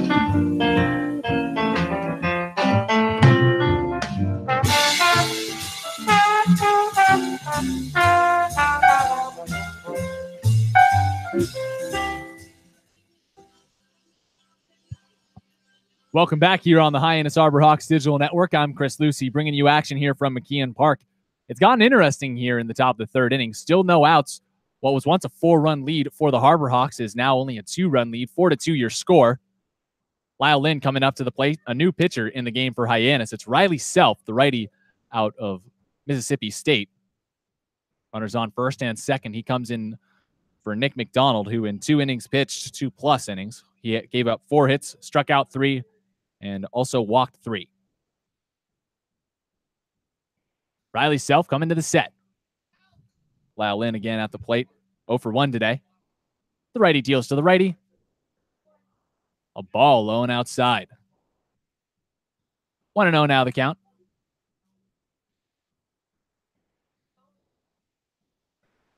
Middle infielders shaded towards the second base bag. Corner infielders playing on the infield grass. Seth Gray and Brady Lindsley, respectively, at third and first.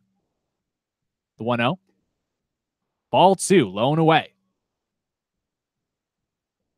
4-2 your score. Hyannis out front. But that lead hanging in the balance here from McKeon Park. Self on for his 6th inning of work in the campaign. The pitch. Called a ball low and away. So the count now 3-0. Riley Self has yet to surrender an earned run this season. In 4 appearances, he has an ERA of 0, 1-0 record, 6 strikeouts to only 1 walk and 2 hits. A late addition, as he had some business to tend to down in Starkville. And then Omaha, as the 2-0, is a called strike. Lyle Lynn offering bunt, but sucking it back. Rudy Fernback calls a strike over the outer half of the plate. And the count's 2-1. Mississippi State making an unlikely run to Omaha this year after starting off the season losing their head coach at midseason, and the 2-1. Called strike over the outer half, and Lyle Lynn does not like the call. Walking out of the batter's box to start his way down to first base. Count was actually 3-1, pardon me. Now the count's 3-2. Davis Wenzel holding on the runner at second base. Second baseman, of course, doing that with a right-handed hitter at the plate. Self, the righty, to the set and the pitch. Ball 4, missing low and inside, and the bases are juiced here at McKeon Park. Lyle Lynn, 0 for 1 on the day, stays 0 for 1, but works a walk. Advances Jared Triolo over to third. Spencer Brickhouse up to second. And there's still no outs here in the top of the third inning. Ashton Bardzell up to the plate.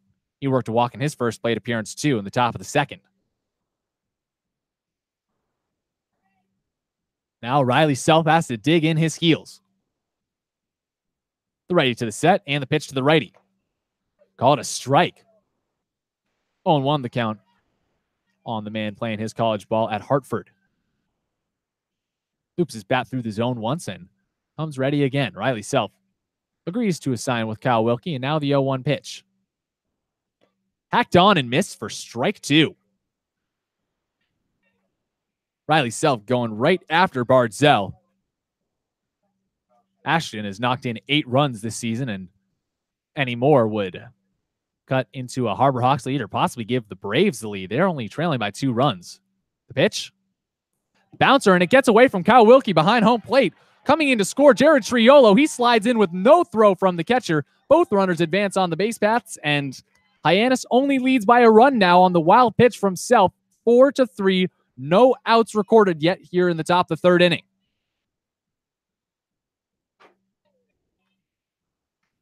And now Riley Self has to regroup out there on the mound, and it is gut check time. Going into only his junior year down at State, so only 2 years of college experience under his belt. This is where you put some hair on your chest, the first pitch. Ball in the dirt again. Far from the first pitch, excuse me. That was the 1-2 offering. And now the count's even at 2 balls, 2 strikes. 4-3 now the lead for Hyannis. Came into this inning with a 4-0 edge in their back pockets, but since have let most of it slip away. Now with runners on second and third, they're trying to stave off a tie. Still no one out here in the top of the third, and the 2-2. Swing and a miss, strike 3. A big first out for the Harbor Hawks here in the top of the third. And now Thad Phillips coming up to the plate. I don't think I can stress enough how important that strikeout was right there to Self. And a relatively inexperienced man on the mound coming from that right side. To get that first out after a wild pitch, scores a run that cuts down your cushion to only 1 run. That's big time. And now Thad Phillips is at the right-hand side of the plate. Runners on second and third, and the pitch. Misses just inside at shoulder level. Count 1-0. Thad's 0 for 1 on the day. Was the third strikeout victim of Nick McDonald. He now has 3 earned runs on his bill. The 1-0. Cut on and missed, strike 2. Nasty breaking offering right there from Self. Evens the count at a ball and a strike. Phillips has knocked in 5 runs this season, only has 6 hits. A hit here for him would definitely be a big confidence builder and would help the Bourne Braves possibly take a game from this series. The 1-1. Hacked on and missed, strike 2.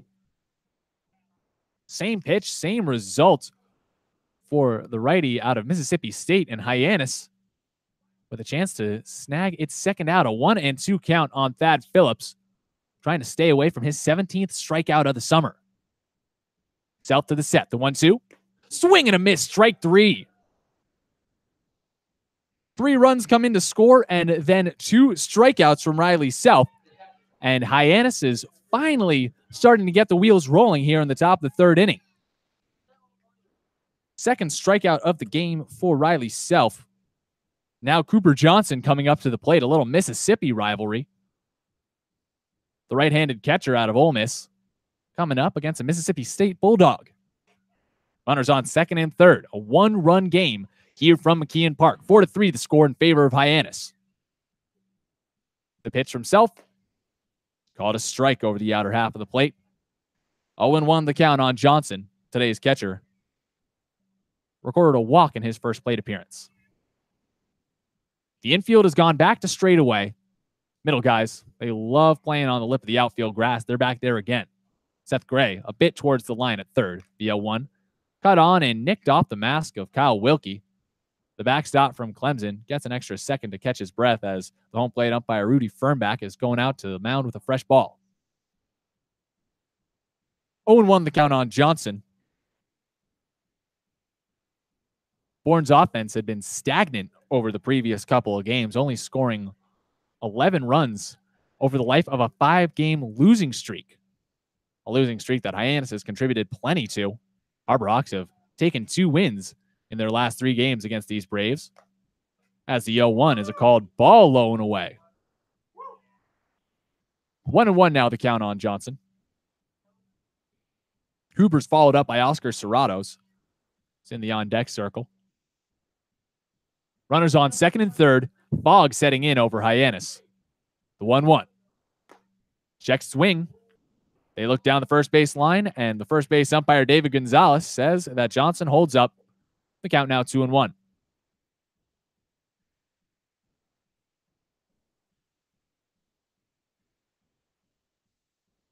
Count actually 2-2. Scoreboard lagging just a little bit behind here at McKeon Park. And the 2-2 pitch. Hacked on and missed for strike 3. So 3 runs come to score for the Bourne Braves here on 4 hits and a walk. But after all that comes to pass, 3 straight strikeouts from Riley South.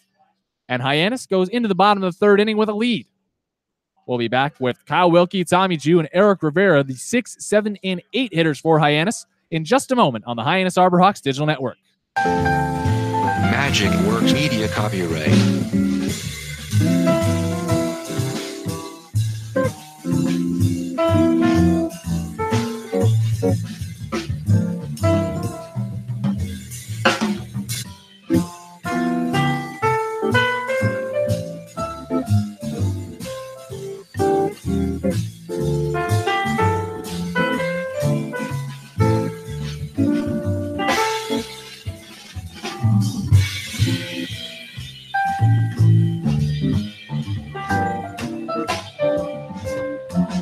Magic Works Media copyright.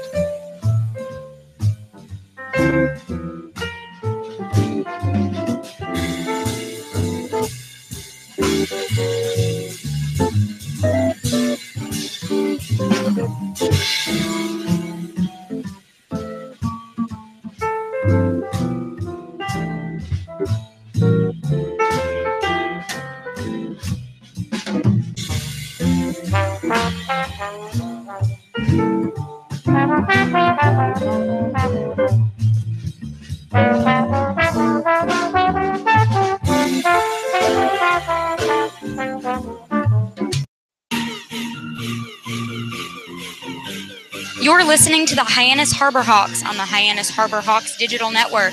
Now back to today's voices of the Hawks, Lyle Goldstein and Chris Lucy.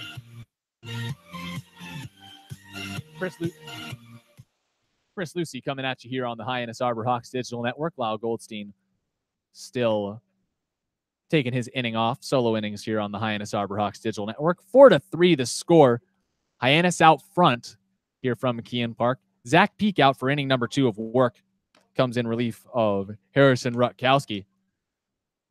And Rutkowski definitely breathing a sigh of relief after a big inning for the Bourne Braves. Cut the Harborhawks edge to 1 run in the previous frame.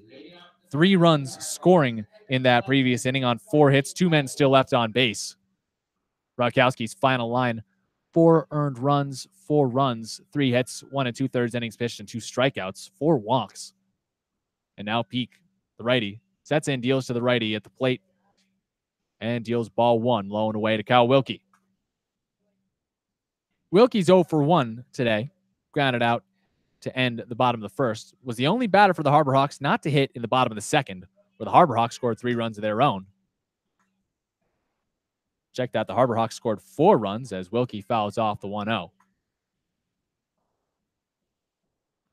Hyannis getting 3 walks in that inning along with 3 hits. The headliner, a triple from Davis Wenzel, 2 RBI, as the 1-1 is a ball low and away.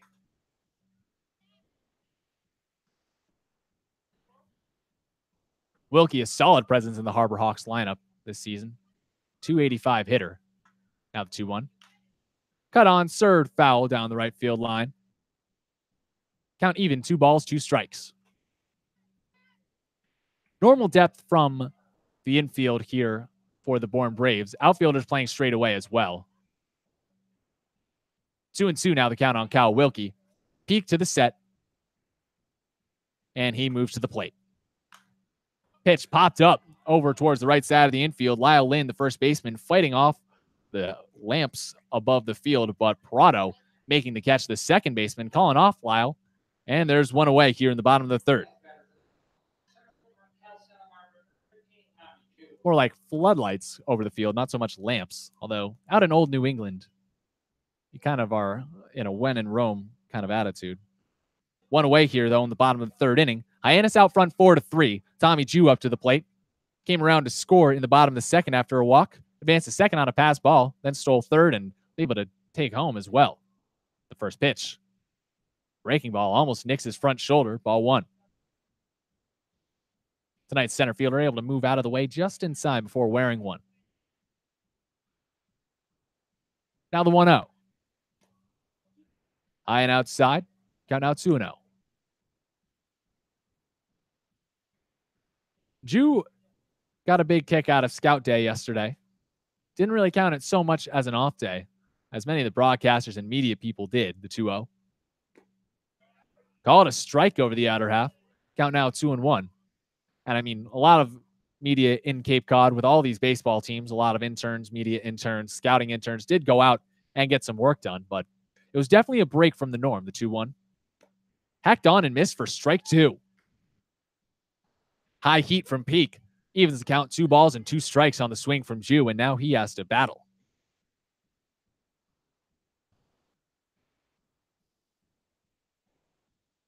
Tommy back at the right side of the plate. And the 2-2 pitch. Cut on and sent high towards the right center field gap. Charging over Bardzell, the center fielder, makes the grab in the hole. And there's 2 away. A quick bottom of the third inning after 2 laborious innings to start this game. We're over an hour and a half in, and we're only in the bottom of the third inning. It's a good one, though, here from McKeon Park. 4-3. The Harborhawks out front of the Bourne Braves.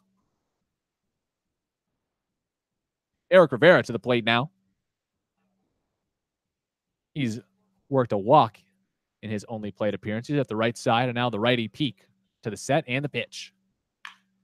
Cut on and grounded over to shortstop. Fitzgerald steps once over to his right, forehands the ball, fires across the diamond, and the 6-3 putout ends the bottom of the third inning without incidents. No runs, no hits, no errors, no men left on base. The score is still 4-3 in favor of Hyannis, and we go to the bottom of the Braves order to start things off in the top of the fourth. It's Oscar Serratos, followed up by Tyler Fitzgerald and Anthony Prado. Bottom of the top when we get back on the Hyannis Harborhawks Digital Network.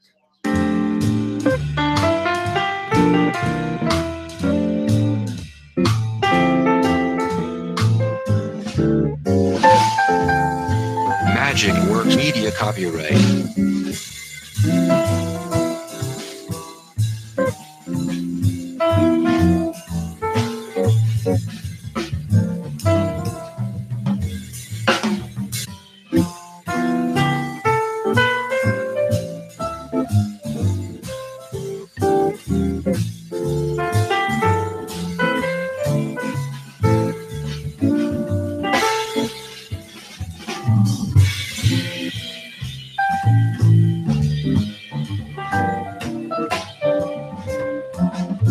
Magic Works Media copyright.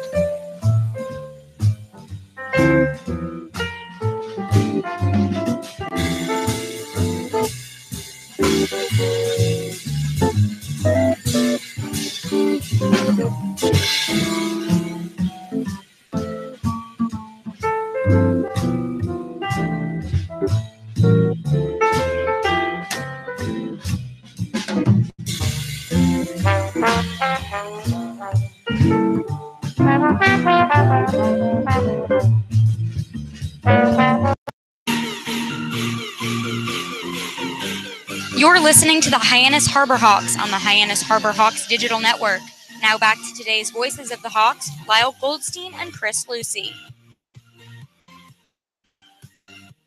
Lyle Goldstein rejoins me in the broadcast booth here. Hello, everybody. Thanks again for joining us on the Hyannis Harbor Hawks Digital Network. I'm Chris Lucy.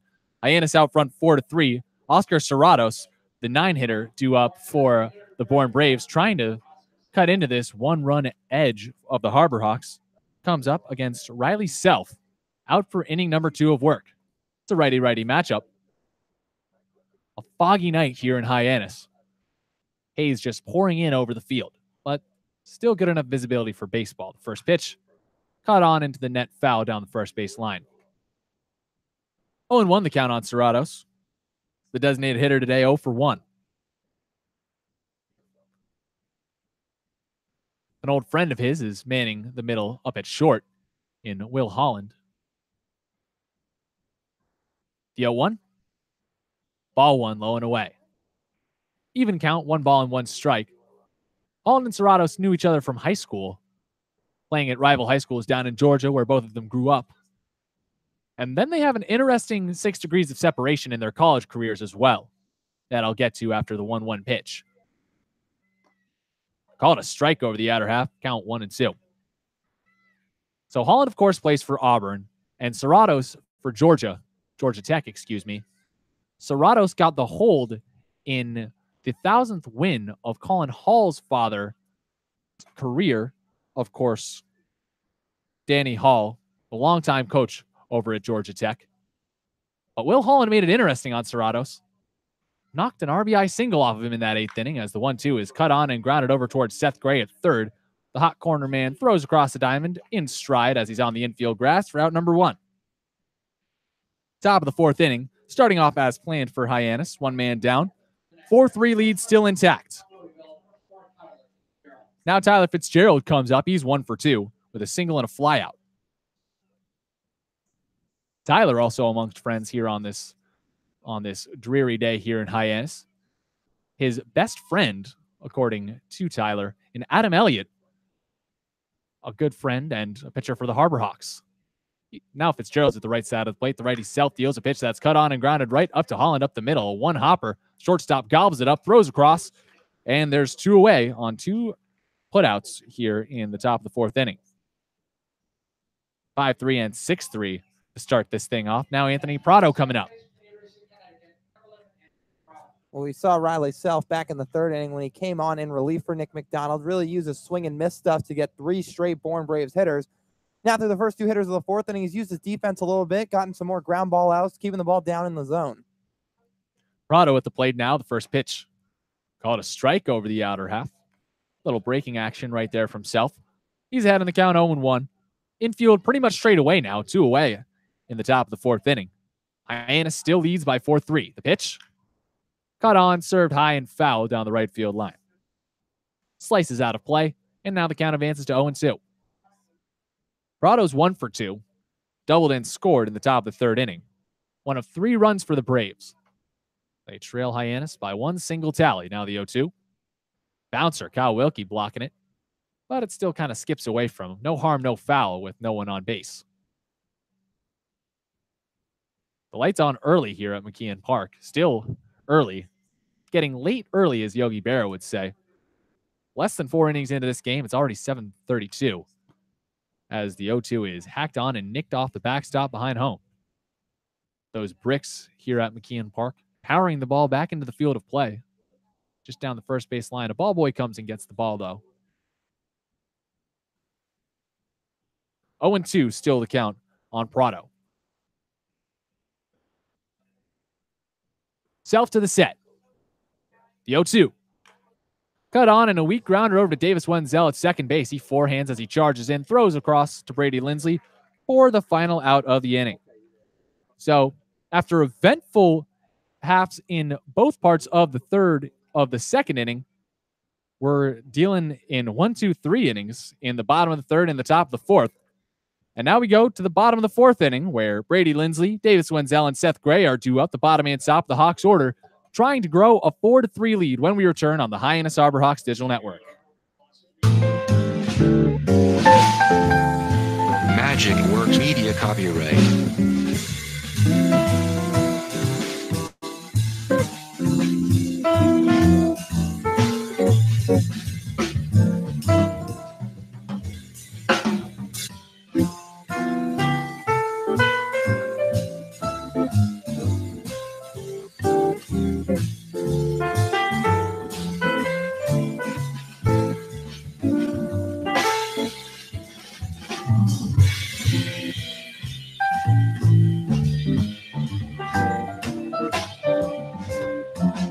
Magic Works Media copyright.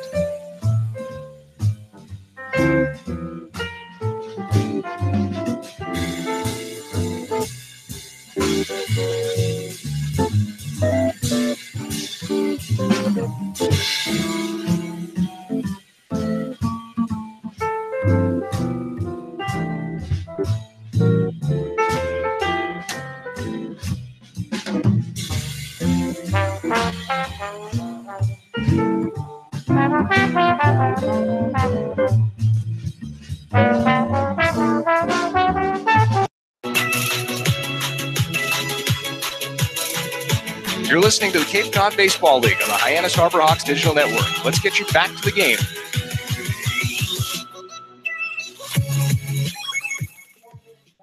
Brady Lindsley leading off the inning here for the Hyannis Harbor Hawks. Scores 4-3 in favor of Hyannis against the Braves. He's followed up by Davis Wenzel and Seth Gray. Bottom and top of the order. Still working against Zach Peak. The righty from the windup kicks and fires to the lefty. Called strike over the inside half of the plate. 0-1 the count on Brady. Walked in his first plate appearance. Now he's trying to get the bottom of the fourth. Started on the right foot. The 0-1. Check swing. Squirts out of the glove of Johnson. But it looks like he held up. So the count even. A ball and a strike.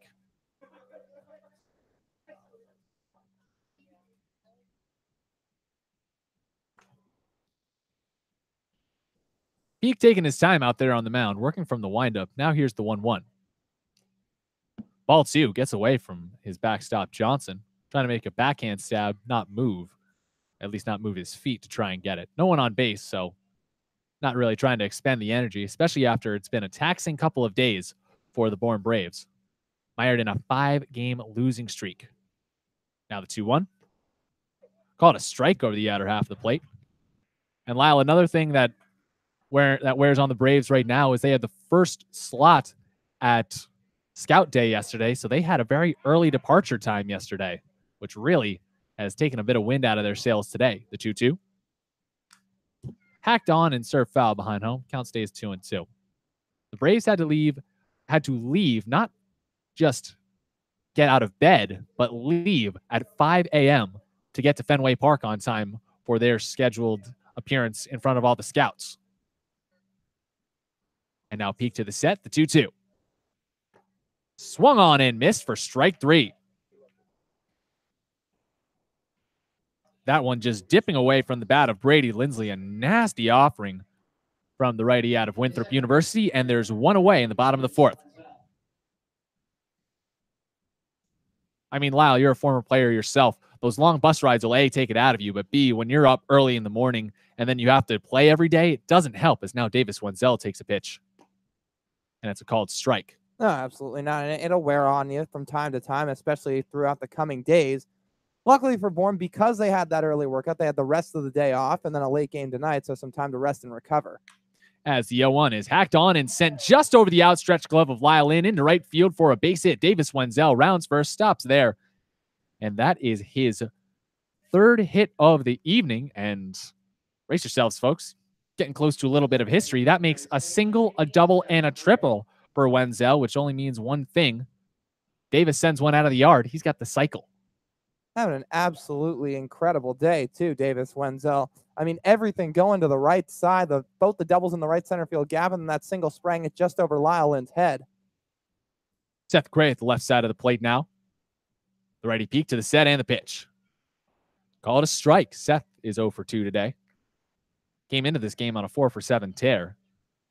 And now is just trying to find his way back into the groove. Davis Wenzel, one man down. He stands on first base with a 1-out hit. 4-3 the score. Hyannis out front. Peak to the set. The pitch. Wenzel goes. Ball gets away from Johnson, and Wenzel slides into second base easily with a steal. Brings right up on the slide, as he was thinking maybe go for third as well. Good form on that slide, and then jump right up from Davis Wenzel. And now Seth Gray has to look at a 1-1 pitch. Peek to the set. Looks back the runner in Wenzel at second base and deals. Ball 2 inside. 2-1 now the count on Seth Gray. Wind blowing out here at McKeon Park. No passed ball ruled on the steal from Wenzel. The ball did get away from Johnson, though. Now the 2-1. Cut on, grounded over towards the right side. This one almost gets away from Prado, the second baseman, but he makes a forehand stab, throws on to first. Lyle Lynn scoops up out number 2 off of a wonky little throw that advances Davis Wenzel over to third base. I'm sorry there, Lyle. Go ahead. Oh, I was just going to say that's a productive out for Seth Gray as he puts Matthew Barefoot in another situation with a runner on third and another RBI chance. Of course, Barefoot popped out to first his last time up, but once again, Wenzel on third for the Campbell product. Matthew Barefoot stepping up to the plate now, 0 for 2, trying to defend a hit streak. And now time called. Johnson up to the mound to have a word with his righty in peak. And that certainly wasn't an easy play for Prado to make, as he had to range over towards the hole. And, he's battling the elements. It's a bit of a strange day here at McKeon Park. The lights had to come on almost as the game started. Fog has shifted in and out of the field of play as things have gone on. And now the first pitch to Barefoot. Called a ball low and away. Matthew with 2 outs by contact. Well, not 2 outs by contact, excuse me. He reached in the first inning on an E9. Almost a surefire out, though. So he's 0 for 2. The pitch. Cut on and nicked foul. Count even, a ball and a strike. Matthew Barefoot smacking the barrel of his bat with his palm. Upset with himself that he missed an opportunity there.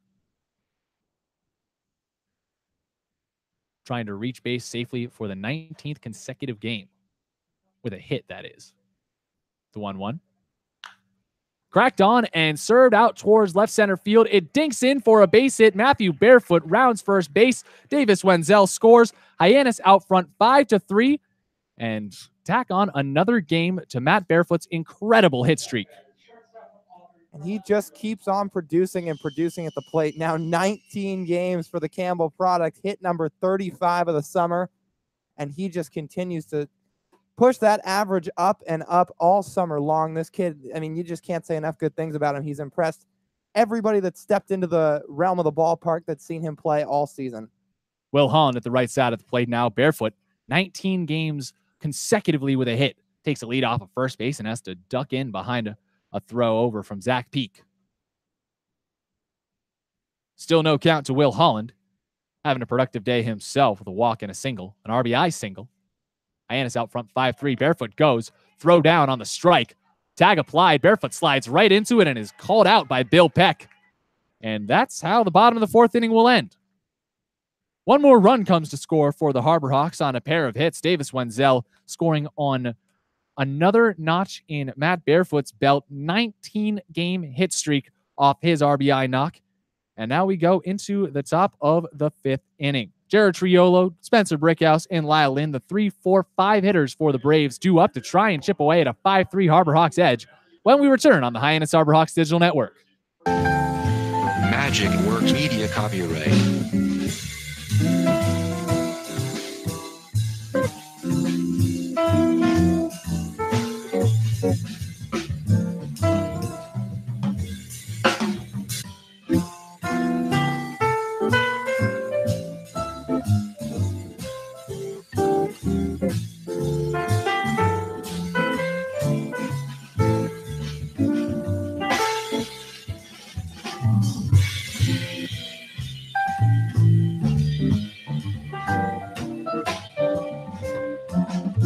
Magic Works Media copyright.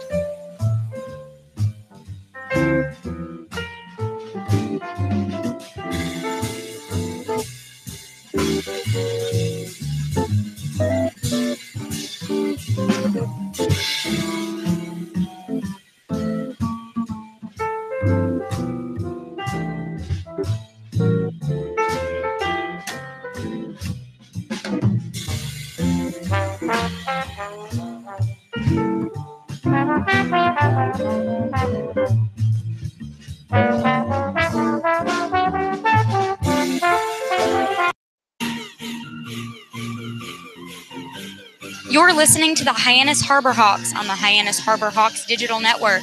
Now back to today's voices of the Hawks, Lyle Goldstein and Chris Lucy. He's Lyle Goldstein. I'm Chris Lucy. Jared Triolo, Spencer Brickhouse, and Lyle Lynn do up the 3-4-5 hitters for the Bourne Braves. Now behind by 2 runs after another run plated by the Harbor Hawks in the previous frame. Riley Self back out to deal. The righty deals to the righty. A pitch that's cut on and served foul down the first base line. 0-1 the count. So it looks like Good Samaritan accidentally knocked down our crowd mic, but then puts it right back up. Thank you very much, sir. The 0-1. Ball 1 low and away. Even count 1-1. It's never going to be perfect out here in the Cape, Lyle. No, absolutely not.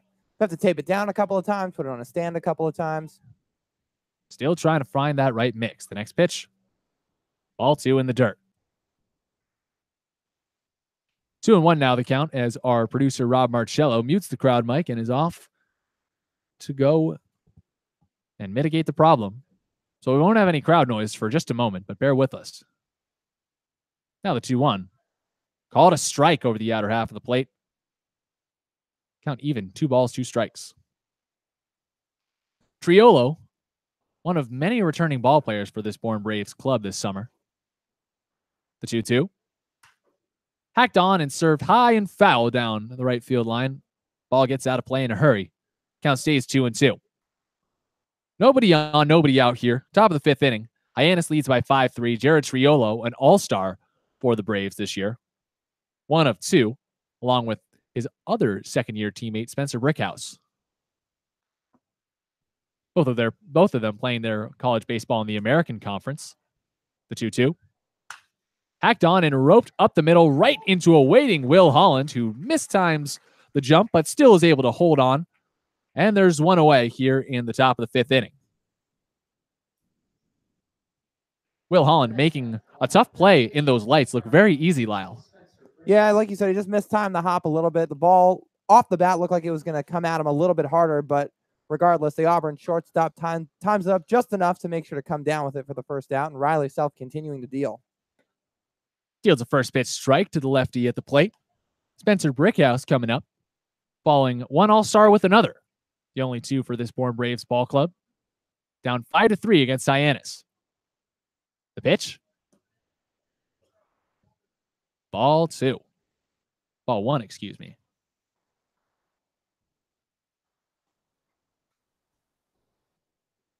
Riley Self with 1 man down here. The pitch. Cut on and nicked foul behind home. Count now 1-2. Jared Triolo was the first out of the inning. Not only you have 2 all-stars coming right back to back in the 3 and 4 spots for this ball club, but also 2 returning players. Guys on a Bourne Braves club that got very close last year. The 1-2. Hacked on and missed for strike 3. Spencer Brickhouse spikes his bat in the ground in disgust, and there's 2 away in the top of the 5th. Hyannis still leads by 2 runs. Lyle Lynn comes to the plate now. He's 0 for 1, but did walk in the top of the 3rd inning. And now rain has started to come down on the field here at McKeon Park, sending the crowd into a frenzy. First pitch to Lyle Lynn. A ball low and away. Count now 1-0. Riley Self working quickly here in the top of the 5th inning. Doesn't want to get wet. The 1-0 pitch hacked on and missed for strike 2. Lyle Lynn trying to avoid his second strikeout of the day. Standing in the right-handed batter's box against the righty and Self. Infield, outfield straight away. Lights on here at McKeon Park, but rain starting to come down gently over one of these Cape League ballparks that, built on an old swamp, kind of retains a lot of water as ball 2 floats over the outer half of the plate. 2-1 the count. Self to the set and the pitch.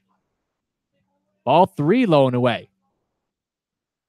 Tailing fastball there from the righty out of Mississippi State. Doesn't spot up. And now the count's 3-1. Lau Lin trying to clinch his second walk of the evening. Self to the set. 3-1. Called ball 4 low and away. Lau Lin reaches. He's the first man to reach here in the top of the 5th inning. Hyannis still out front 5-3. But he represents a run that will bring Hyannis only 1 run away from losing their lead. The man who represents the tying run stands at the home plate right now, Ashton Bardzell. Much like Lau Lin, coming into this at-bat, 0-for-1 with a walk.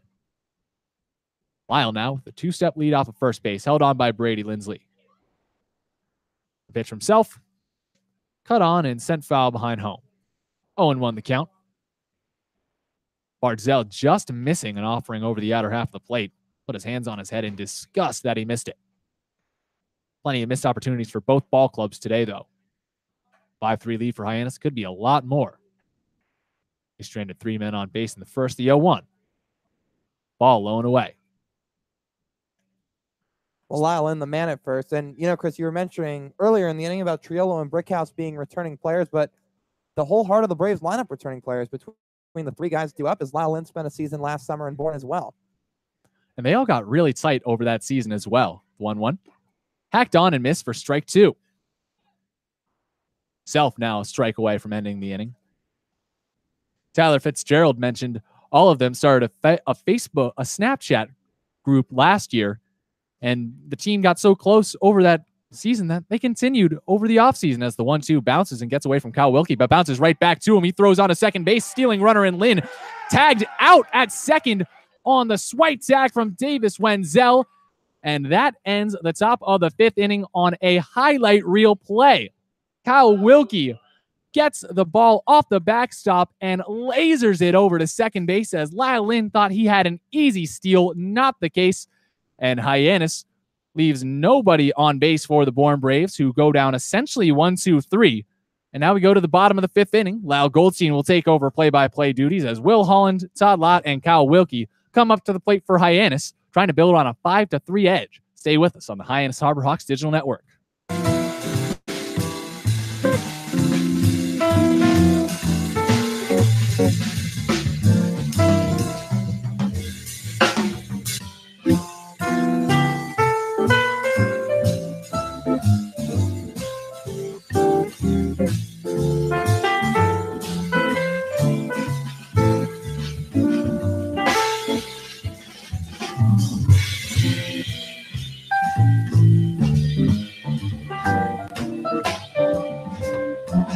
Magic Works Media copyright.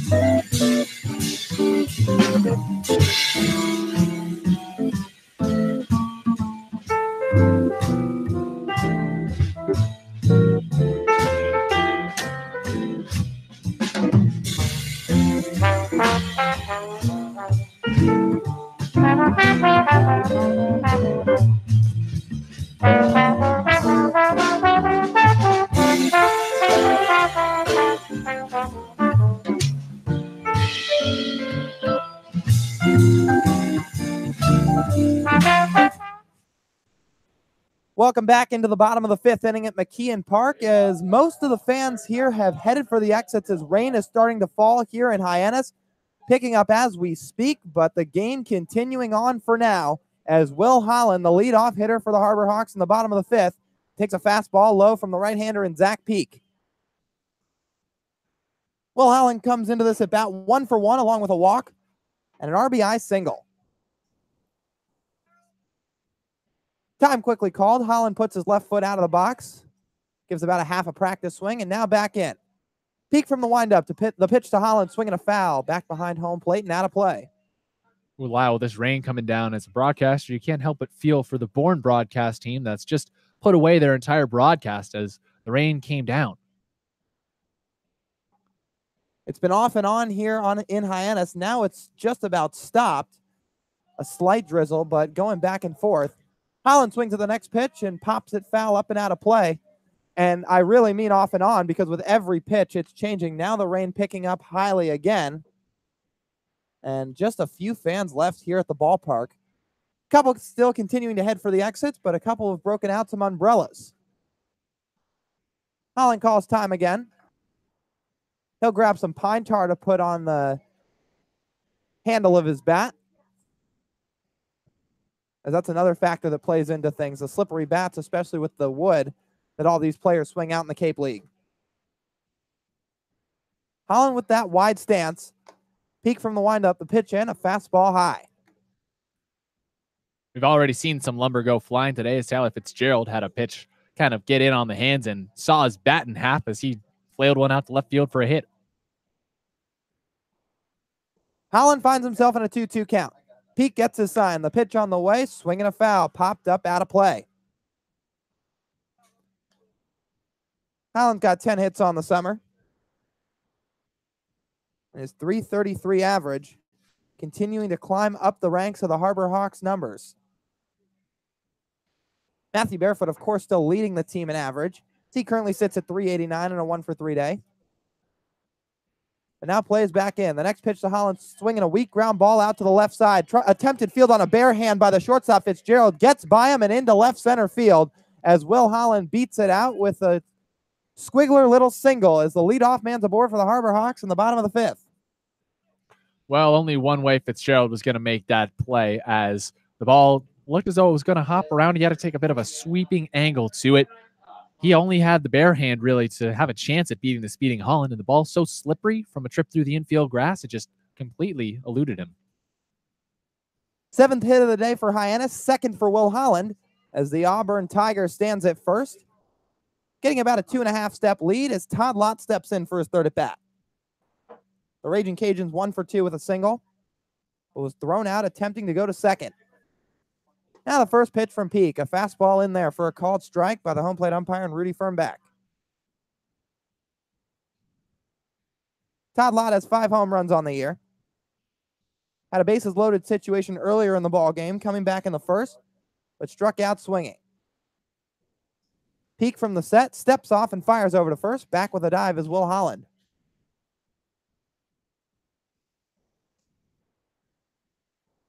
Lott sitting with a .318 average.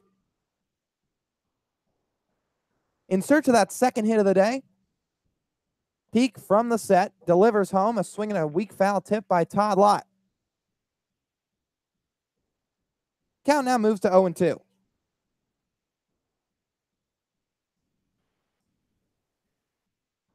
So now the rain's completely stopped. A slight wind here at McKeon Park. And the sun continuing to set, the lights almost fully on. Holland with a 3-step lead. Wind blowing the back of the pitcher and Peak. The pitch on the way, a swing and a miss for strike 3. Todd Lott punches out for the second time tonight, and the first out of the bottom of the fifth. So Zach Peak recording his second strikeout of the night. And it'll bring up Kyle Wilkie, the Clemson catcher.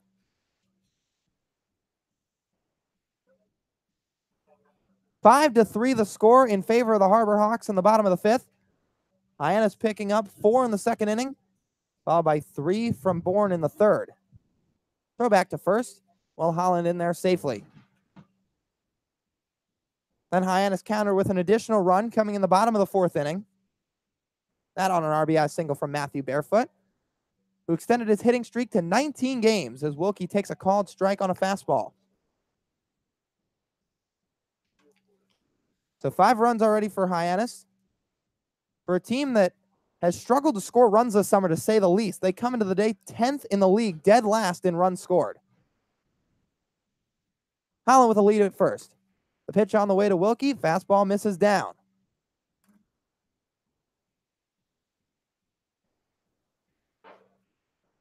Kyle Wilkie, speaking of hitting streaks, Clemson catcher finished his collegiate season on a 29-game hit streak. fourth longest in Clemson Tiger history, as Peak steps off and Holland dives back into the bag safely again. Wilkie this summer hitting .273. The set from Peak. The pitch on the way. Fastball runs outside. Worth mentioning now, though I hope not to invoke the broadcaster's jinx, the rain stopped once again. So we'll see how the weather fares the rest of the night. Forecast predicting some thunderstorms later in the night as the ball game concludes. But Wilkie sends a ground ball over to the second baseman. Prado corrals it and flips it over to second just in time to get Will Holland. So Anthony Prado bobbled it a little bit coming in to charge it, but then went short way on the flip over to second base, and his teammate and Tyler Fitzgerald just in time to retire the speedy Will Holland as Wilkie records a 4-6 fielder's choice. Now it'll bring up Tommy Jew, center fielder from UC Santa Barbara. Tommy today, no hits in one try, along with a walk. He steps in with Wilkie on first, being held on by Lyle Lynn. Peak continuing to work from the set. Pitch to Tommy Jew, a heater upstairs.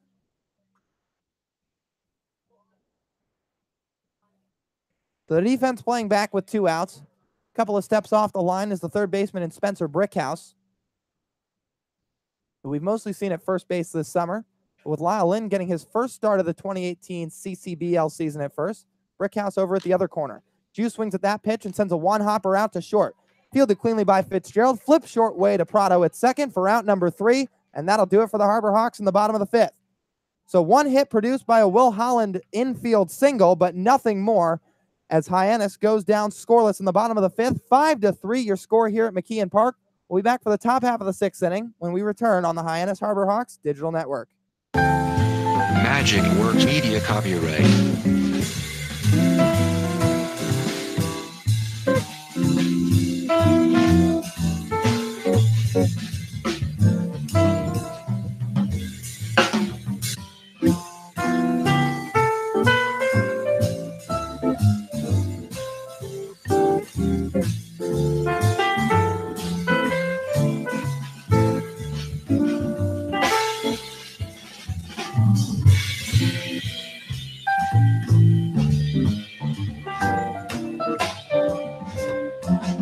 Magic Works Media copyright.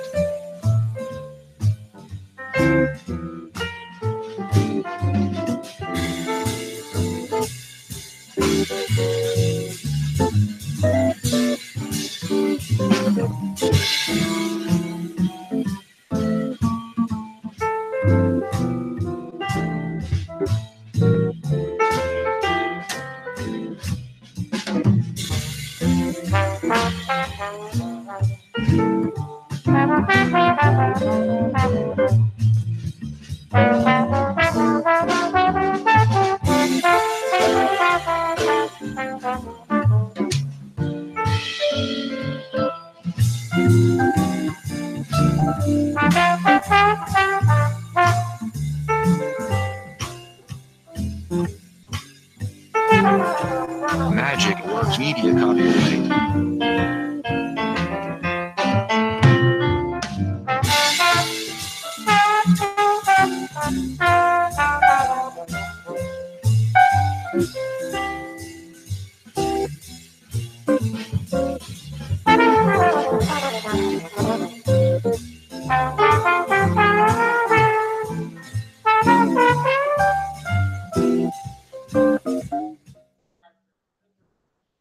Top half of the 6th set to get underway at McKeon Park is right-hander Riley Self out of Mississippi State makes his way back out to the mound after already throwing 3 full innings, relieving Nick McDonald in the top of the 3rd as the FIU right-hander threw 2+. First hitter Self set to face hitter in Ashton Bardzell, who takes a ball down low. 1-0 the count to the hitter in Ashton Bardzell, 0 for 1 with a walk. Struck out swinging in his last at bat. Takes that next pitch and sends a line drive out to right center field. Tommy Jew moving over to his left, reaches up and makes the catch for out number 1. So Tommy Jew taking a beat on it right away, and we know he covers some major ground out there in center field. moving to his left. The ball got up on him a little bit at the end, but stayed right with it. Little bit of a slight hop and makes the grab. And it'll bring up Thaddeus Phillips, the UConn catcher. And Riley Self doing a big service for the Harbor Hawks right now. He's outlasted the Hyannis starter. Phillips takes the first pitch on an off speed, low and away. But Riley Self, coming into today, had made 4 appearances, none of them longer than 2 innings. His longest one being those 2 frames against the Bourne Braves on July the 13th. As the next pitch to Phillips misses low. Count 2 balls and no strikes to the UConn right fielder.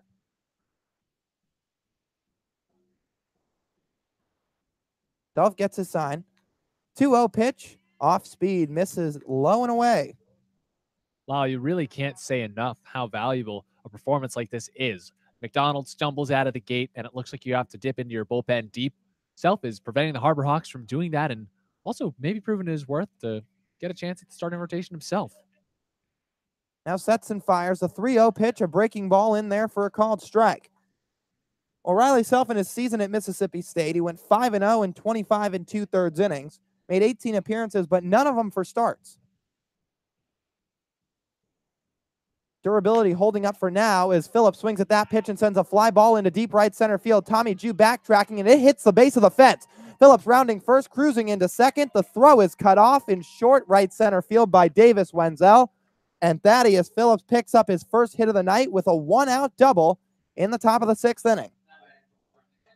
7th hit of the season for Phillips in now 43 at-bats. That was a massive knock for him as he's just trying to get a little bit of something going. Has struggled all season, to say the least. Came into the day 6 for his first 42, hitting 142 on the summer. One of those hits being home runs, but has struggled for the majority of his 2018 campaign out here on the islands. As Cooper Johnson, the Ole Miss catcher, steps in, Self's first pitch is a breaking ball for a called strike. Now, Cooper Johnson, much like his teammate in Thaddeus Phillips, has also been on the struggle bus for much of this 2018 summer. Hitting just .211, 0 for 1 on the day, strikeout and a walk. Infield playing back. Pitch from Self, misses low. 1 ball and 1 strike. Will Holland playing back at the lip of the outfield at short. Davis Wenzel playing to his right and up the middle at second. And the corners playing straight up. Seth Gray now stepping in. And then retreats a couple steps back, playing behind third base. Pitch to Johnson, swinging a pop-up foul. Sailing to the right side and gets out of play. To Cooper Johnson. 2 for his last 13. The last start he made came back against the Orleans Firebirds, where he went 0 for 4.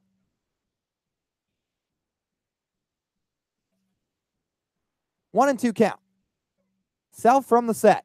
Right-hander kicks and fires. Pitch on the way, swinging a line drive foul off the netting behind home plate. Some action going on in the Hyannis bullpen as expected, as Riley Self working the longest appearance he's seen in this 2018 campaign. Out here for the Harbor Hawks. A right-hander getting loose for Hyannis. Self set to go with the 1-2 count again. Pitch on the way. Fastball inside, fouled off by the hitter in Johnson. Squiggled down the third base side and off the bricks. 58 pitches so far from Riley Self, so you have to wonder whether or not Chad Gaspin will have a quick plug on him if more men reach base. But still, a night that Self can definitely be proud of and build on if he keeps that runner at second from scoring. 5-3 Hyannis to score. Bourne trailing by 2. Thaddeus Phillips getting a lead at second. Self checks him a couple of times. Now the 1-2 pitch. Low and outside. Blocked in the dirt by Kyle Wilkie on a backhand stab to move the count even. Johnson adjusts his batting gloves as he steps out of the box. Takes half a practice swing and now getting back into his usual stance. Right foot set on the back edge of the batter's box. Outfield playing straight up. Wenzel still shifted up the middle. 2-2 from Self. Swinging a foul out of play again. Cooper Johnson making Riley Self work in this at-bat. Already seen 6 pitches to date. Make it 7 after that foul ball.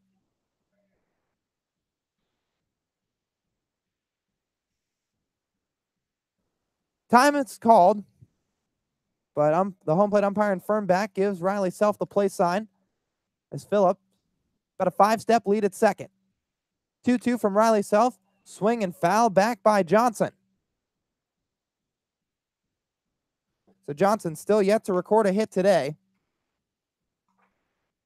Bourne on the day, 5 hits, 4 of them coming from the top 4 of the order. 1 by each of the first 4 hitters in Fitzgerald, Prado, Triolo, and Spencer Brickhouse. And then that double by Thaddeus Phillips just a hitter ago. Self gives Johnson a long stare, now comes back into the set. Ready with the 2-2 offering, misses down low as the count runs full. Rain is completely stopped here at McKeon Park. No wind to date. Clouds still moving from left to right, and some fairly dark ones to say the least. Self into the set, right at the belt. Checks Phillips at second. Wheels and fires the payoff pitch. Swinging a foul down the right field line, out of play. You mentioned the movement in the clouds, though. Those dark, possible rain clouds moving away from the field, kind of going from left to right, which is a good sign for this game to be continued. Chance of thunderstorms expected around 10 p.m. We currently sit at 8:10. Game still in play. 5-3 Hyannis the score. Self sets, ready with the 11th pitch of the at-bat. On the way to Johnson, a swing and a pop, foul, out of play on the right side. Now Kyle Wilkie will call time to have a meeting at the mound with Self. But Cooper Johnson, for a guy who has really struggled on this summer, making his rival in Riley Self work a little bit as the Mississippi State Bulldog and Self currently in a dead battle with the Ole Miss product in Cooper Johnson. Bulldog on the Rebel. Meeting concludes. Wilkie's back behind home plate. Self's on the mound staring down Johnson. He sets and checks Phillips. 3-2 on the way. Swinging a fly ball out to center field. Tommy Jew takes a couple of steps back, camps under it, and squeezes his glove for out number 2. Retreating back to second base is Thaddeus Phillips, and after a long 12th pitch at bat, Riley Self wins the battle to record the second out of the 6th. Yeah, definitely a win right there for Riley Self. If that's the last batter he faces, he can walk off with some pride, to say the least, as Chad Gassman is starting to stir in the dugout, and it looks like the man out in the bullpen only has a couple pitches until he's ready to go. Well, Gassman making no moves yet, made his way to the edge of the dugout. But yet to make any type of change as a ball sails into the field of play from the bullpen as time is called here at McKeon. Riley Self just an out away from working 4 scoreless innings. New hitter in Oscar Serratos, the number 9 man, steps in with an RBI opportunity. Swings and misses through a first pitch off speed for strike 1.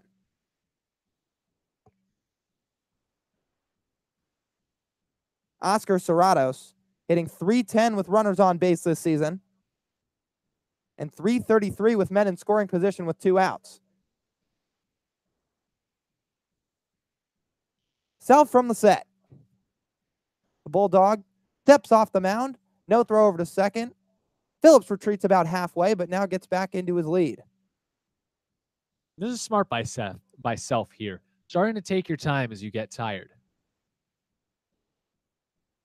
He gets his sign from Wilkie. The pitch to the hitter in Serratos. Swing and a miss for strike 2. That one running off the plate, but the hitter in Oscar Serratos cut right through it, swinging right over the top to find himself in an 0-2 count.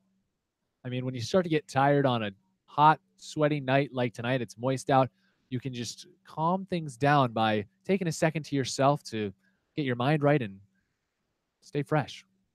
Self now ready. 0-2 pitch, swinging a pop-up foul, getting just out of play on the right side. Serratos today 0 for 2. He sports a .258 average this summer. Currently in search for his 5th RBI. Phillips on second. Hyannis leads 5-3. Infield playing back with 2 outs.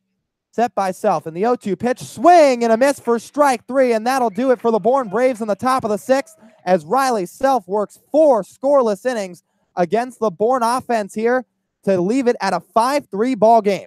Harbor Hawks coming up for the bottom half of the 6th right after this. Eric Rivera, Brady Lindsley, and Davis Wenzel due up when we return on the Hyannis Harbor Hawks Digital Network.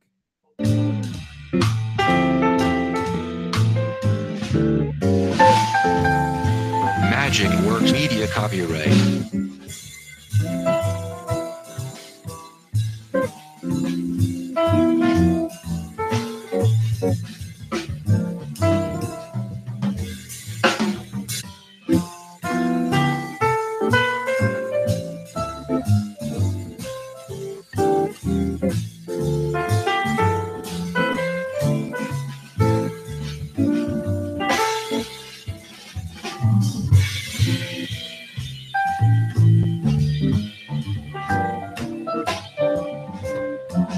Magic Works Media copyright.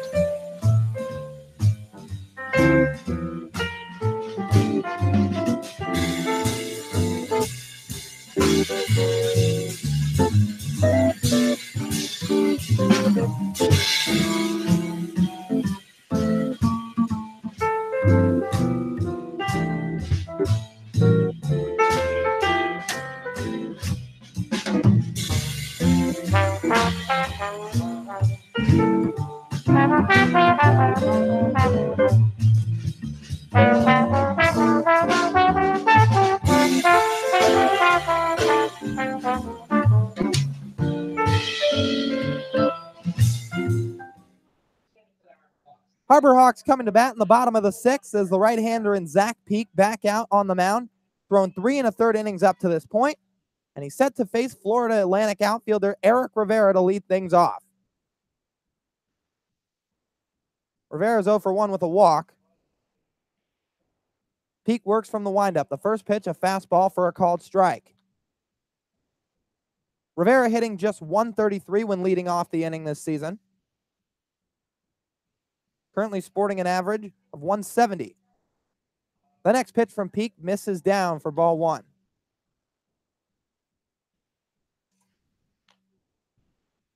Zach Peak has kept the Harbor Hawks off balance to say the least. He's allowed 1 run, and it was earned, but Harrison Rutkowski, the starter, lasted an inning and 2/3, giving up 4 to the Harbor Hawks. All 4 of those coming in the bottom of the 2nd.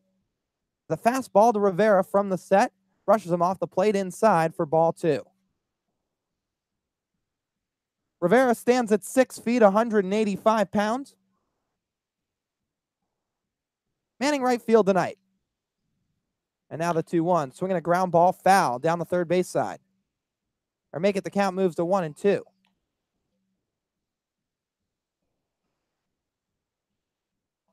Two and two, we should say.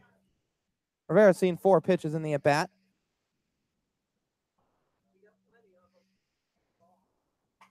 Peak stepped off the mound, make it. Gets his sign, fires into Rivera, swinging a foul behind home plate.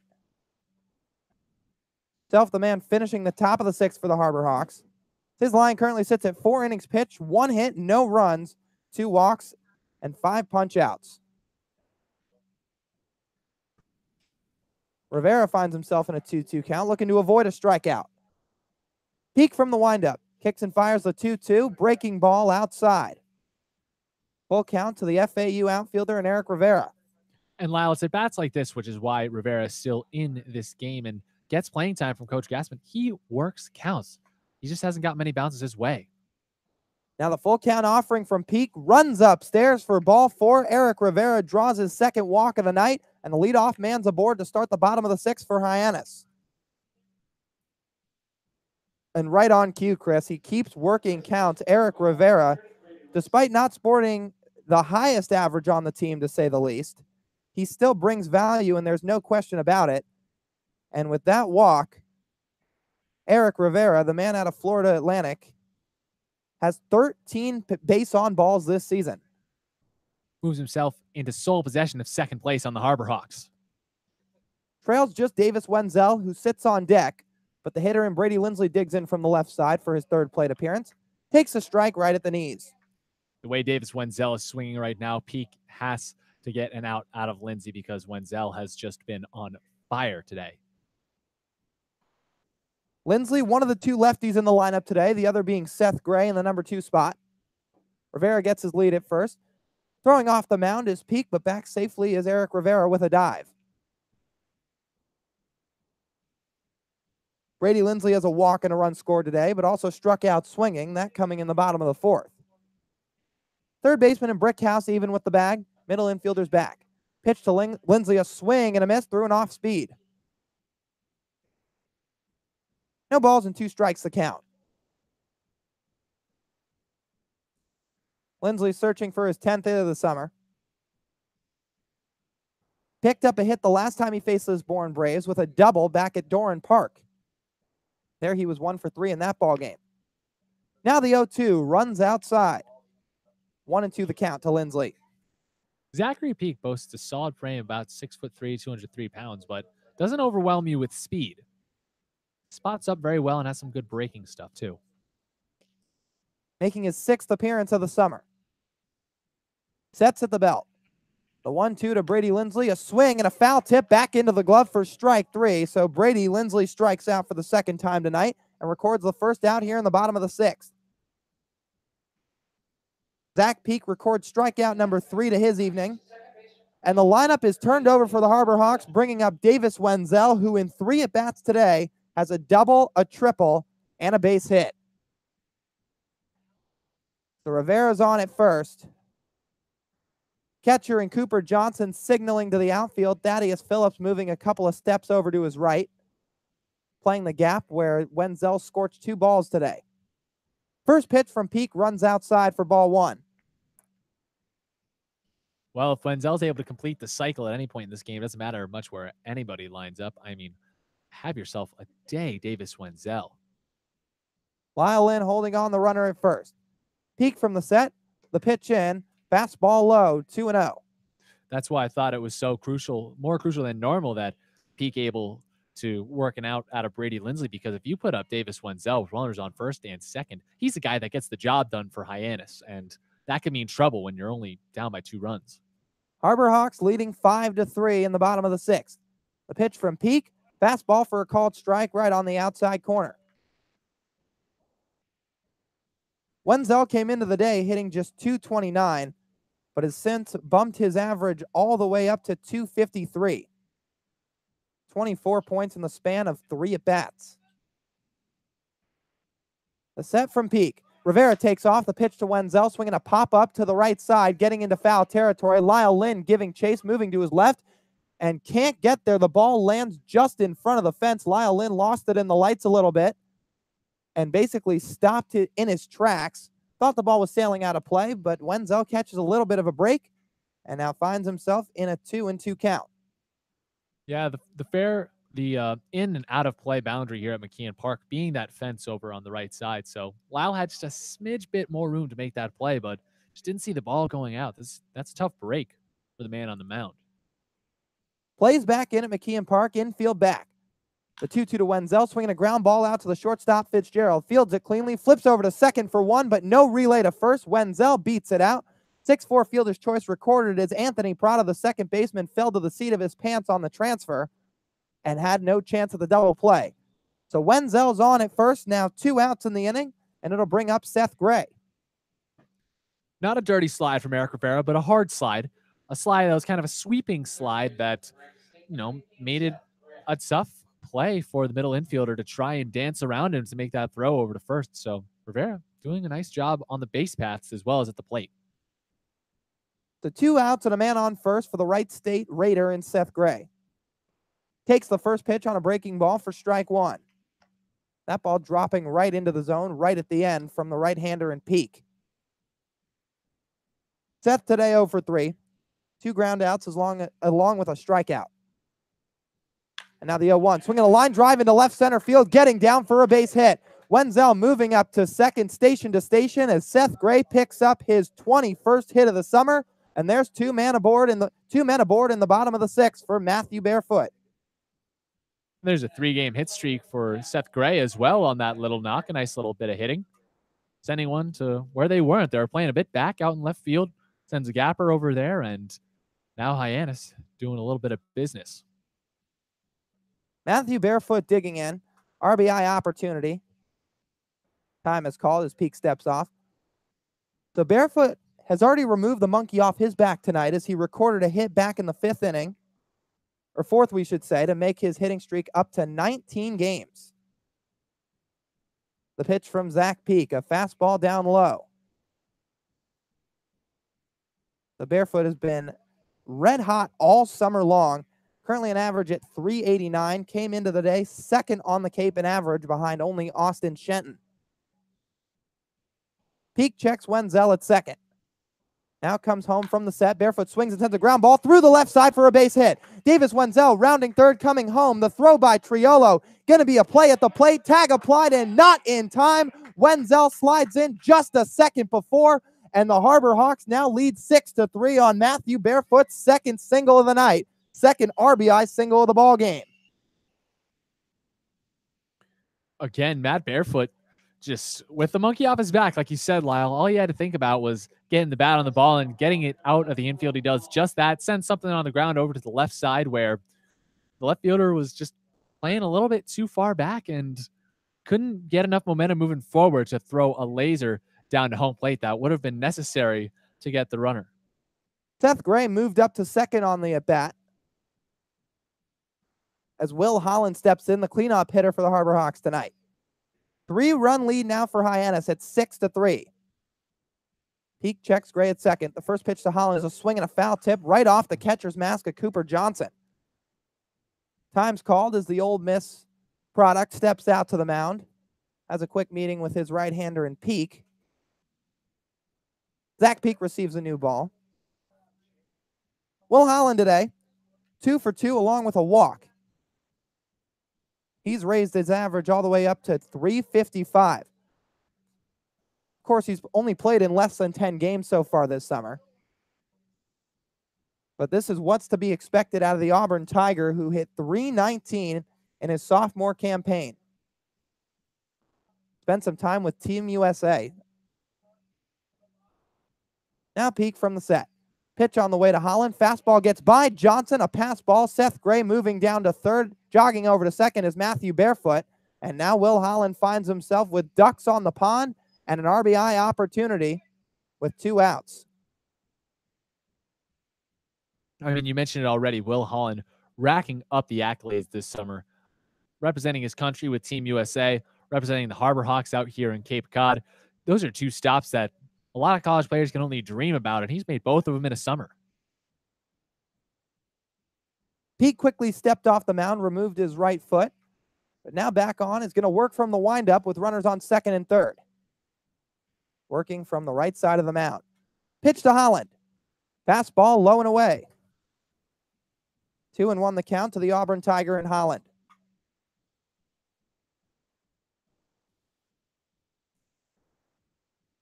Getting his sign is Peak. The next pitch, a swing and a miss through an off-speed pitch, and Holland finds himself with an even count. 2 balls and 2 strikes, 2 runners on. Hyannis still leading by 3.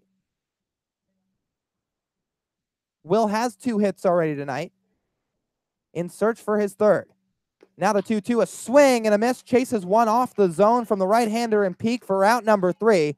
Harbor Hawks strand 2 on base, but plate an additional run to make this a 6-3 ball game through 6 innings of play. We'll be back for the top of the 7th right after this when we return on the Hyannis Harbor Hawks Digital Network.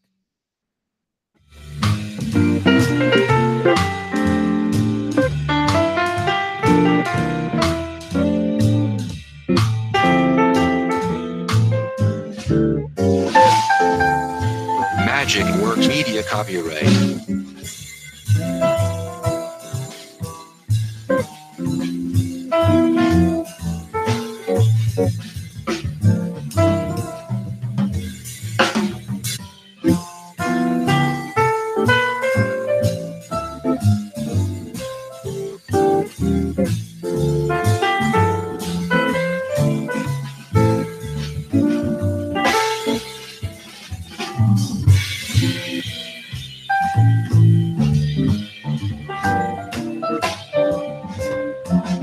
Magic Works Media copyright.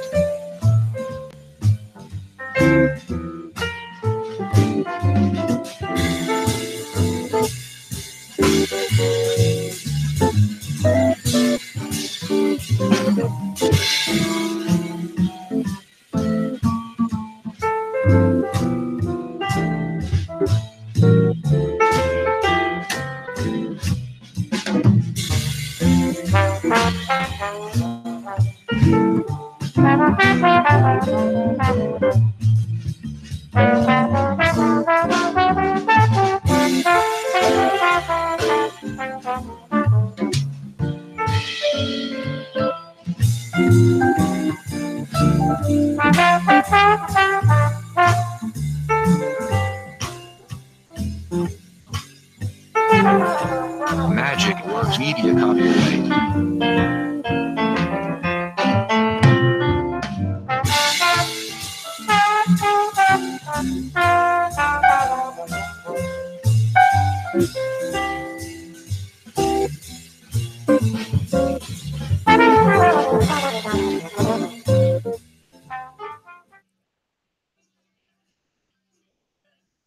Six to 3 Hyannis the scores. We take you into the top half of the 7th inning.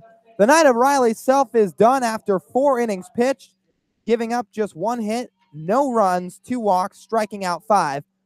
But 1 Mississippi State product comes out and another comes in. Keegan James, the right-hander, stepping in for the Harbor Hawks, set to face the top of the Bourne Braves lineup in Tyler Fitzgerald, Anthony Prado, and Jared Triolo. Louisville product and Tyler Fitzgerald digging in for plate appearance number 4. James kicks and fires the first pitch and misses down low. Fitzgerald, 1 hit on the day in 3 tries. That was a single coming back in the 3rd, which he later scored on. Now James ready with the next offering, swinging a ground ball, diving attempt by Seth Gray off his glove and rolls into left field for a base hit. Fitzgerald rounding first, taking a hard turn for second. The throw in as Fitzgerald slides into second, head first, not in time. The throw offline, and the Louisville shortstop in Tyler Fitzgerald picks up his 2nd hit of the night as the leadoff man is aboard for the Bourne Braves with a double to start the top of the 7th. The Fitzgerald turned on an inside pitch from Keegan James, scolded one down the line. Seth Gray gave a diving backhand attempt, hit the web of his glove, but couldn't quite corral it as it trickled into left field. And Matthew Barefoot, playing more over toward the gap, had to give a long chase. So Fitzgerald taking a hard turn at first and went for second right away. And the Bourne Braves threatening here. Anthony Prado digs in, the right-handed hitter out of UConn. Maybe his first time tonight seeing Keegan James. Right-hander checks the runner. Fitzgerald getting a decent lead. And now the pitch, low and away for ball 1.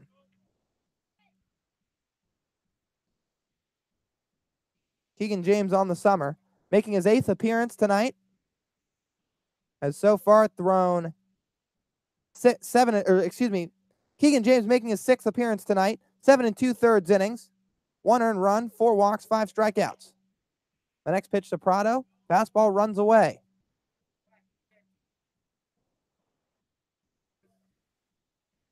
Anthony Prado on the summer, sporting an average of .246.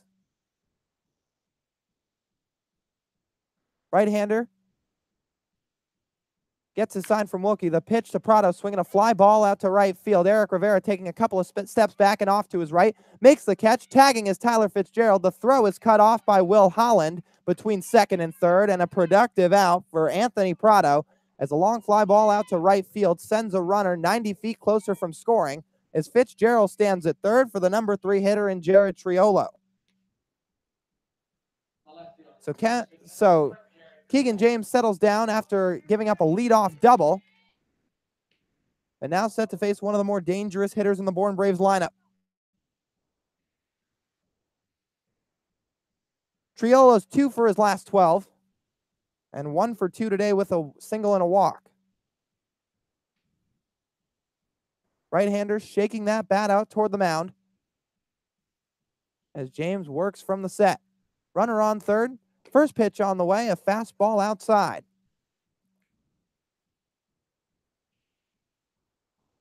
Jared Triolo, a product of Houston. 2nd summer out in Cape Cod. Was a Bourne Brave last summer as well, much like the number 3 hitter in himself as he sends a high fly ball out to deep center field. Tommy Jew takes a couple of steps back. Cam's under it for out number 2, but jogging home easily from 3rd is Tyler Fitzgerald, cruising 90 feet from 3rd to home to make this a 2-run ball game as the Harbor Hawks now lead by just 2. 6-4, your score in the top of the 7th. Triolo got under that one, but muscled it out enough to give Tommy Jude no chance for a play at the plate. Had to take about 3 steps back and maybe 1 off to his left. An easy play for the UC Santa Barbara center fielder, but an even easier jog home for Fitzgerald. Now James goes back to the windup with 2 outs and nobody on. First pitch to Spencer Brickhouse is a swing and a miss for strike 1 on an off speed.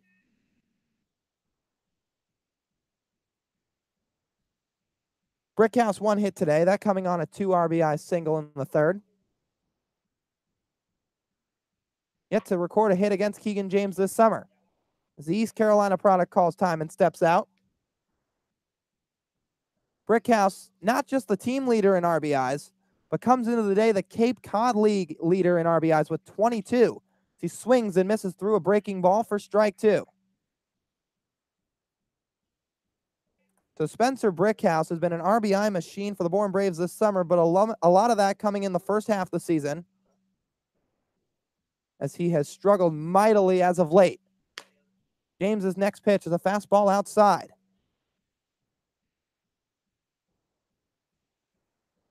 Brickhouse came into the day 4 for his last 25 of the 4 home runs on the summer. Now the wind and the pitch from James. A swing and a miss for strike 3, and that'll do it for the Braves in the 7th, as Keegan James, the Mississippi State Bulldog, picks up his first strikeout of the night, but the Braves plate 1 to make this a 2-run ball game. 6-4 Hyannis the score, as we take you to the bottom of the 7th right after this on the Hyannis Harbor Hawks Digital Network.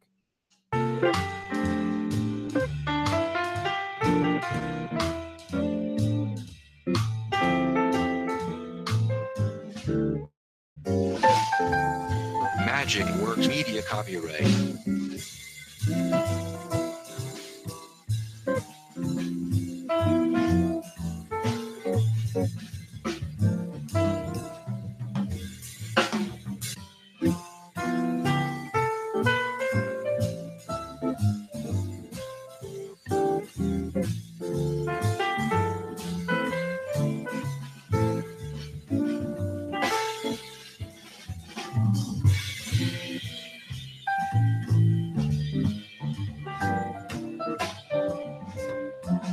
Magic Works Media copyright.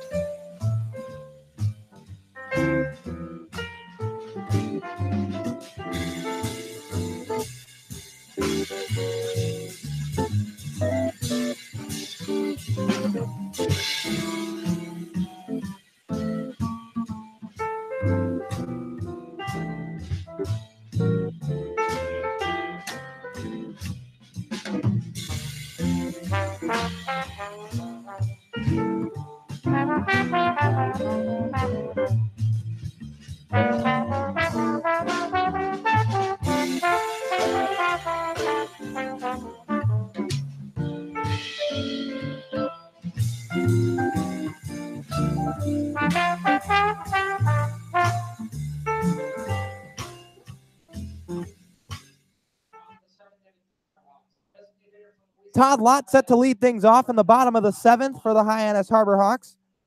New man on the mound for the Bourne Braves is the right-hander in Kyle Martin out of Fordham University. Martin making his 9th appearance of the summer. 0-2 record, 7.07 ERA in 14 innings pitched. Lott swings and misses through the first pitch down low for strike 1.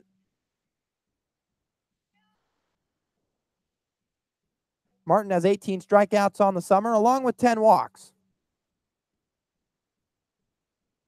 Time is called. Cooper Johnson walks out to the mound to have a quick meeting. Martin meets him about halfway, as Todd Lott will step out, readjust his batting gloves as he so often does, fidgets with his helmet a little bit, and now steps back in as the meeting concludes. Harbor Hawks leading 6-4. Martin's next pitch is a fastball way outside, out of the outstretched glove of Cooper Johnson, and gets behind him. Evens the count at a ball and a strike.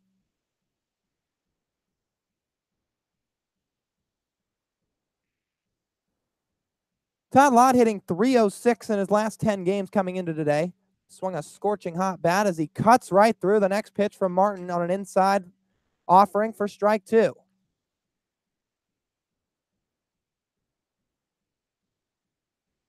Todd today 1 for 3 with a pair of strikeouts. Martin ready. 1-2 pitch, swinging a ground ball over to short, a weak chopper, fielded on the run by Fitzgerald, throws across, and it's in time to retire Lott for out number 1. The Tyler Fitzgerald charging in immediately, fielded it forehand side and threw in motion over to first base, not quite leaving his feet, but a running throw to retire the Louisiana Lafayette man and Todd Lott. So a 6-3 put out to start the bottom of the 7th.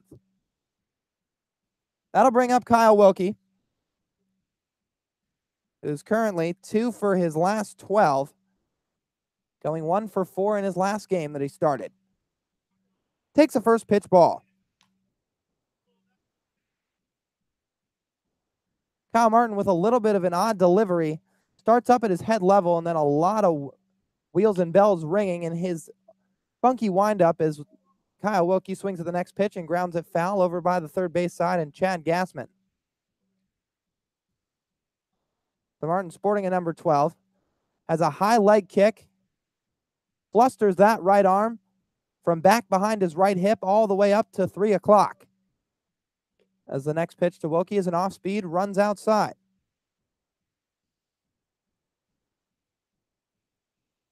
Wilkie came into the day hitting .286. Last game he appeared in was on July the 13th at Doran Park. Wilkie swings at the next pitch and sends one foul just to the right of home plate and out of play. So the Braves and the Harbor Hawks are meeting for the 4th time this summer. Hyannis has won all 3 by scores of 6-2, 5-2, and 4-3. As the 2-2 pitch from Kyle Martin misses high and outside. Count's now full to the hitter in Wilkie. So far, a different story than the 2017 series between the two teams, where they split it 3-3. Now the payoff pitch to Wilkie. Fastball down low for ball 4, and the Clemson catcher reaches base on a walk to start things off for the Harbor Hawks in the bottom of the 7th with just a man out. Wilkie was on base once before, but not cleanly as he grounded into a 4-6 fielder's choice. But now records a walk, his 5th of the summer. And it'll bring up Tommy Jew. Anthony Prado, the second baseman, playing up the middle. Martin's first pitch to Tommy Jew is a pop-up into short right field. Coming in is Thaddeus Phillips, moving off to his left toward the line, makes the catch on the run for out number 2, and Wilkie retreats about 5 feet back to the bag. 3 hitters face for the reliever and Kyle Martin, 2 down, and he's set to face Eric Rivera, the number 8 hitter.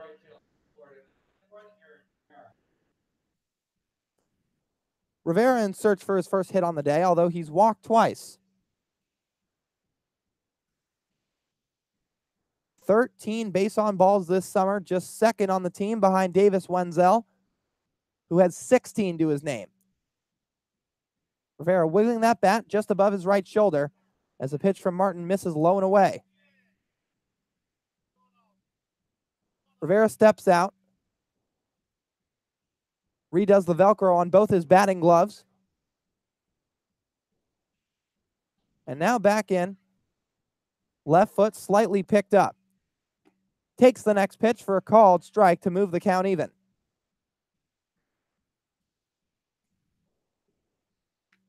Eric Rivera in his season at FAU hit .277, along with 6 home runs, 50 runs batted in. We haven't seen that kind of power from Rivera yet in games this season.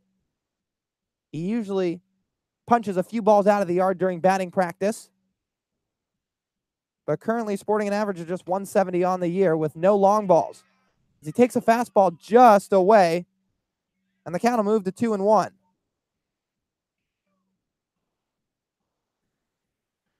Kyle Wilkie sporting a short lead over at first base, being held on by Lyle Lynn. And with Prado playing up the middle, there's a gaping hole on the right side. Rivera playing right field tonight as he calls time. We've seen him play all 3 outfield positions this summer. Spent about the first half of his summer out in center field, but once Tommy Jew arrived, saw more of his time out at the number 9 spot. He swings and misses through that next pitch and evens the count at 2-2. Eric Rivera stepping out again.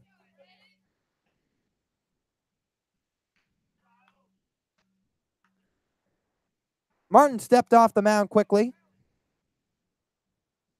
Now makes his way back on.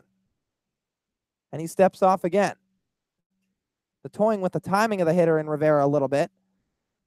Who's right at the back of the box, still wiggling that bat rapidly behind his right shoulder. The next pitch from Martin misses inside as the count is now full.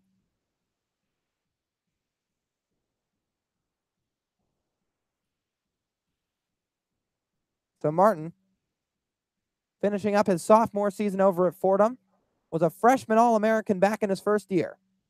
Wilkie takes off with the pitch. The 3-2 on the way. A called strike 3 right at the knees, and that'll do it for Eric Rivera and the Harbor Hawks in the bottom of the 7th inning. Martin records his first strikeout of the night, and the score remains 6-4 through 7 frames. We'll return in the top of the 8th right after this on the Hyannis Harbor Hawks Digital Network.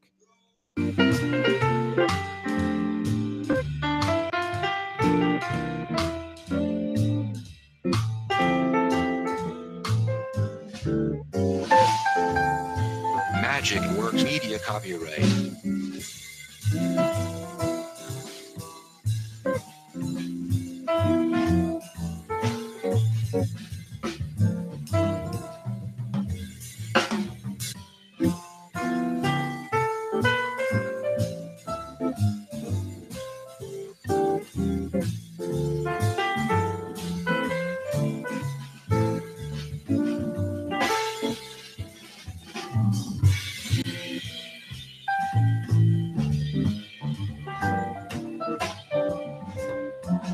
Magic Works Media copyright.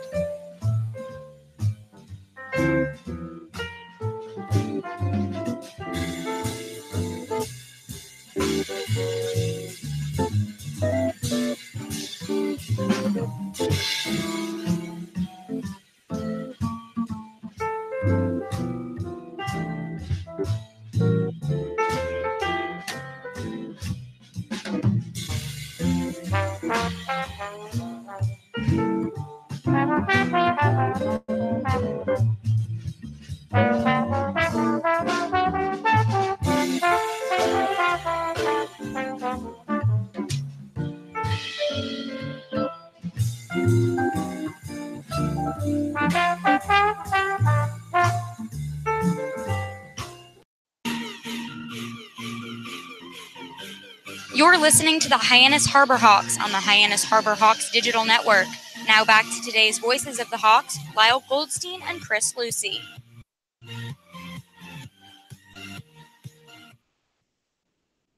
Top half of the 8th underway here at McKeon Park. Keegan James back on the mound for inning number 2 of his work. He's set to face Arizona State first baseman Lyle Lynn to lead things off. Right-hander works from the windup. First pitch in, a swing and a fly ball out to right field. Eric Rivera moving a step or two over to his right, settles under it, and puts it away for out number 1. 1 pitch, 1 out for the Mississippi State right-hander in Keegan James, as the new hitter will step to the plate for the Bourne Braves and Ashton Bardzell, who's currently 0 for 2 with a walk on the day. How about this for Keegan James? First time throwing at home in exactly 2 weeks. Made his opening appearance on the Cape League summer here at home against these very Bourne Braves on July the 3rd. His first pitch to the hitter in Bardzell is an off-speed running away for ball 1. Keegan James making his 6th appearance on the summer. That first one was at home against Bourne, and then the next 4 were all on the road. Now he winds and fires to Bardzell, swinging a pop-up into short right field. Eric Rivera coming about 3 steps in, has a beat on it, and settles under it for out number 2. 2 quick outs for Keegan James, right to Eric Rivera. FAU right fielder not having to work too hard out there as Thaddeus Phillips steps up to the plate.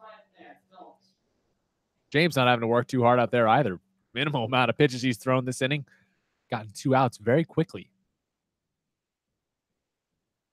Yet to give up a run at home this season. Back in that appearance at home against the Bourne Braves, went an inning and a third. 1 hit, no earned runs, struck out none, but walked just a man. First pitch to Phillips is taken for a strike. And Keegan James so far tonight has given up just a hit, much like the same as every single one of his appearances up to this point this summer. 1 hit exactly in each of his first 5. Now the pitch to Phillips, a swing and a miss through that next pitch for strike 2. UConn right fielder chased one down in the dirt.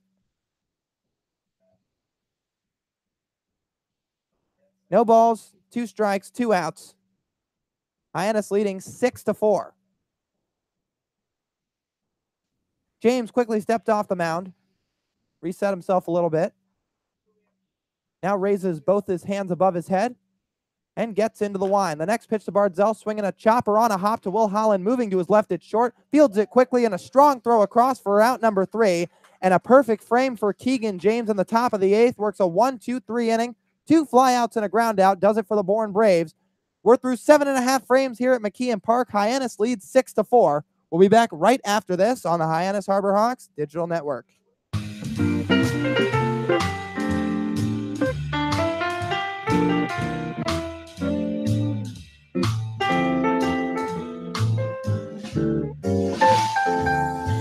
Magic Works Media copyright.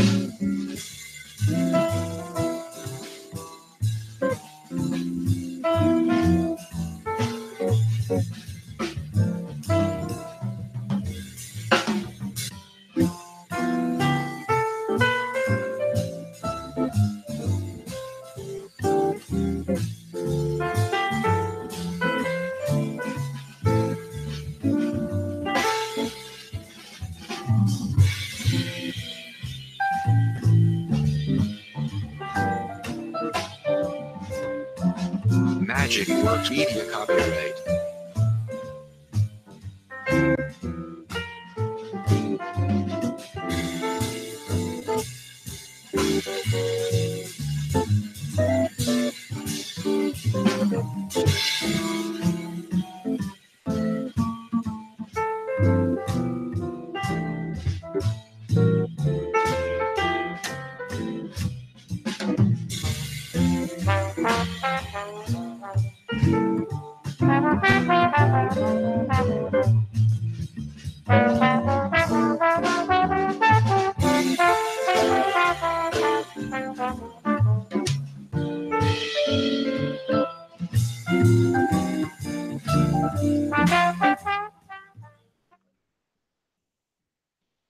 Nine 1-2 hitters due up for the Harbor Hawks in the bottom half of the 8th as Oklahoma catcher Brady Lindsley digs in, set to face Kyle Martin for the first time tonight. Lindsley making his 4th plate appearance on the night, a catcher by trade, but tonight playing first base, much like he has for a good chunk of this summer. Martin, first pitch to Lindsley, fastball outside. Lindsley today, 2 strikeouts, a walk in the second, and scored in what was part of a 4 spot for the Harbor Hawks that put him out to a 4-0 lead. Martin, from his unorthodox wind, delivers to Lindsley, a swing and a foul down the third base side and out of play. After that top of the second, where the Harbor Hawks were out to a 4-run lead, the Bourne Braves cut that lead to just a 1-run deficit, putting up a trio of their own in the top of the 3rd, followed by a run by Hyannis in the bottom of the 4th, bottom of the 6th, and one from the Braves in the top of the 7th. The next pitch to Lindsley is an off-speed just inside, and it'll move the count to 2-1. 6-4 Hyannis to score. Infield playing back. Now Martin ready with the next offering. Fastball low. 3 balls and 1 strike. Lindsley looking to reach base for the 2nd time tonight. Lindsley, the left-handed hitter, rests that bat on his left shoulder, swings and misses through a 3-1 pitch from Martin to make the count full.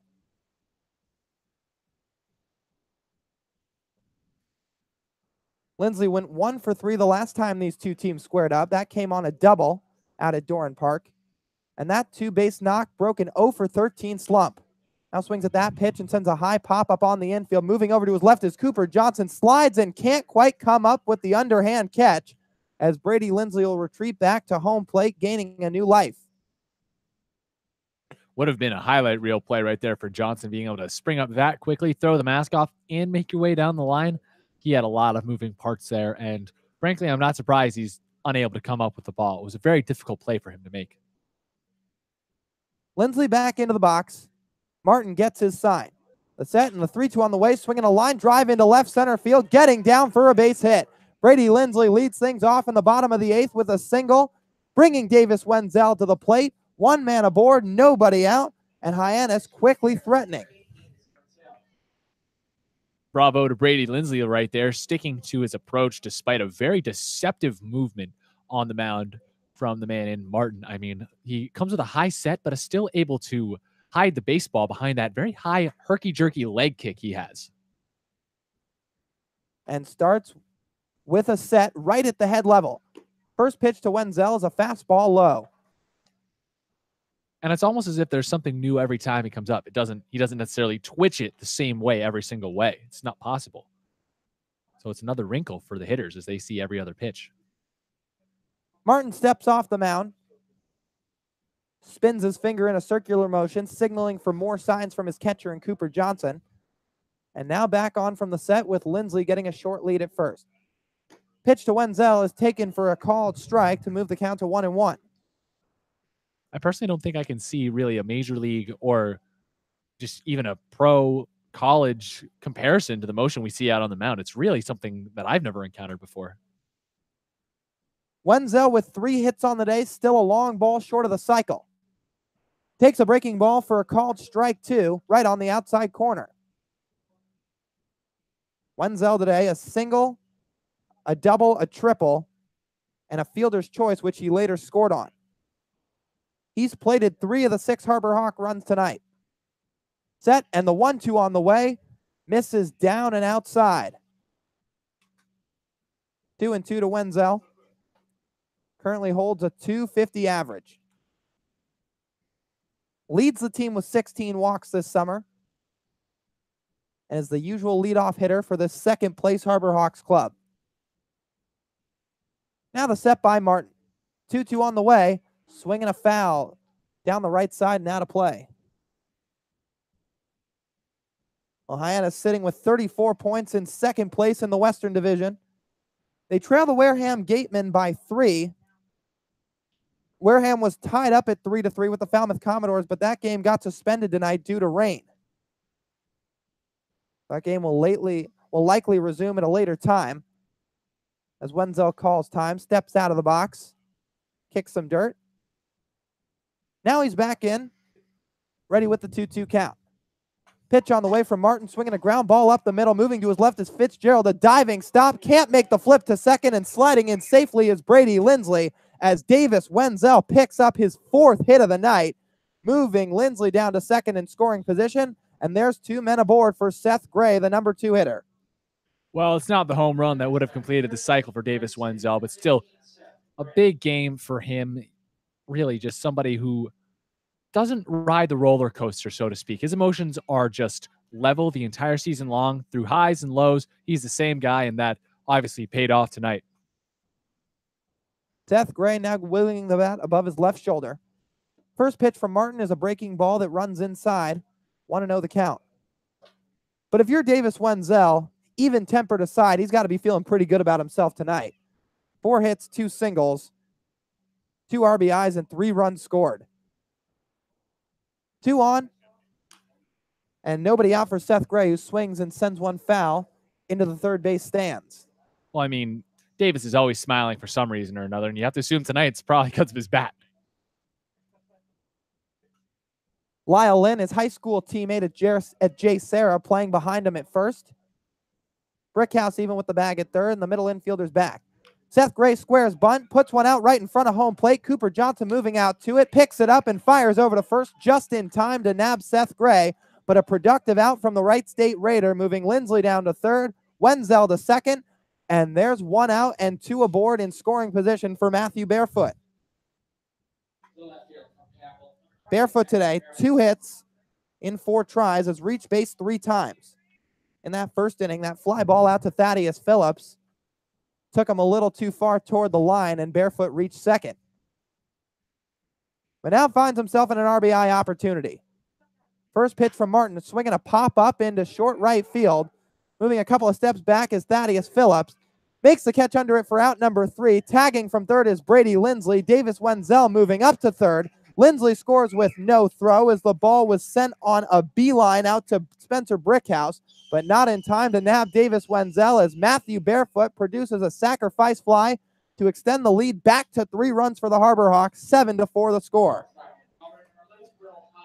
I mean, it almost seems like all Matthew Barefoot does is just produce time and time again for this Harbor Hawks ball club. I mean, an almost 20-game hit streak now. Another RBI tonight. Bravo. 19 runs batted in for the Campbell Camel this season as Will Holland checks his swing on the first pitch. Peel down to first and doesn't go around, according to David Gonzalez.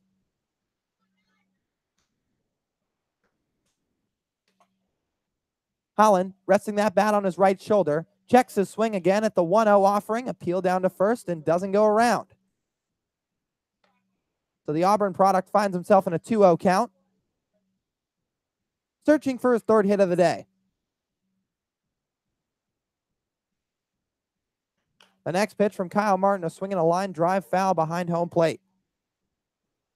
Davis Wenzel stands at third, looking to score his 4th run of the day. He's already got 3 of the 7 tonight. Now the 2-1 to Holland, swinging a fly ball into right center field. Backtracking is Thaddeus Phillips, moving his way toward the wall, and he can't get there. It one-hops the fence. Will Holland moving around second, making the turn for third, and he's going to get in standing up. Throw is late to Spencer Brickhouse, and how about the Auburn Tiger, Will Holland, adding on some insurance in the bottom of the 8th with a stand-up triple to make it 8-4 Harbor Hawks. Man, this kid is something. Oh, he absolutely is. Making great plays down at short as well. He's created a good kind of problem for the Harbor Hawks. When he showed up, he overloaded the Harbor Hawks infield. It has so much talent. It's almost hard to decide who you plug and play. Now the first pitch to Todd Lott is taken for a strike.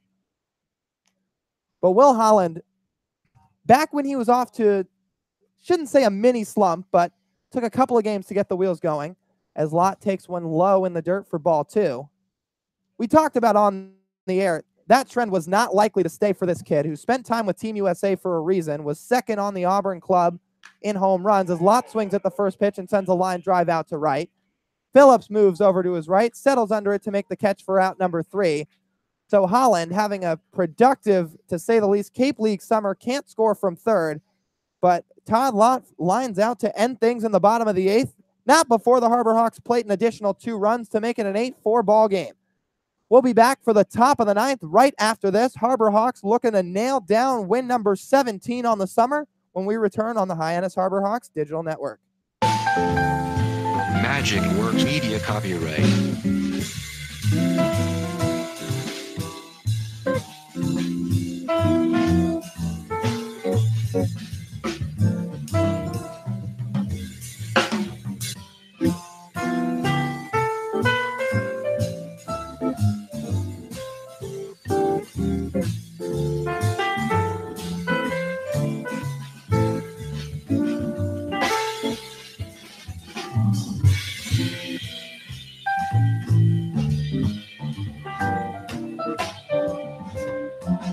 Magic Works Media copyright.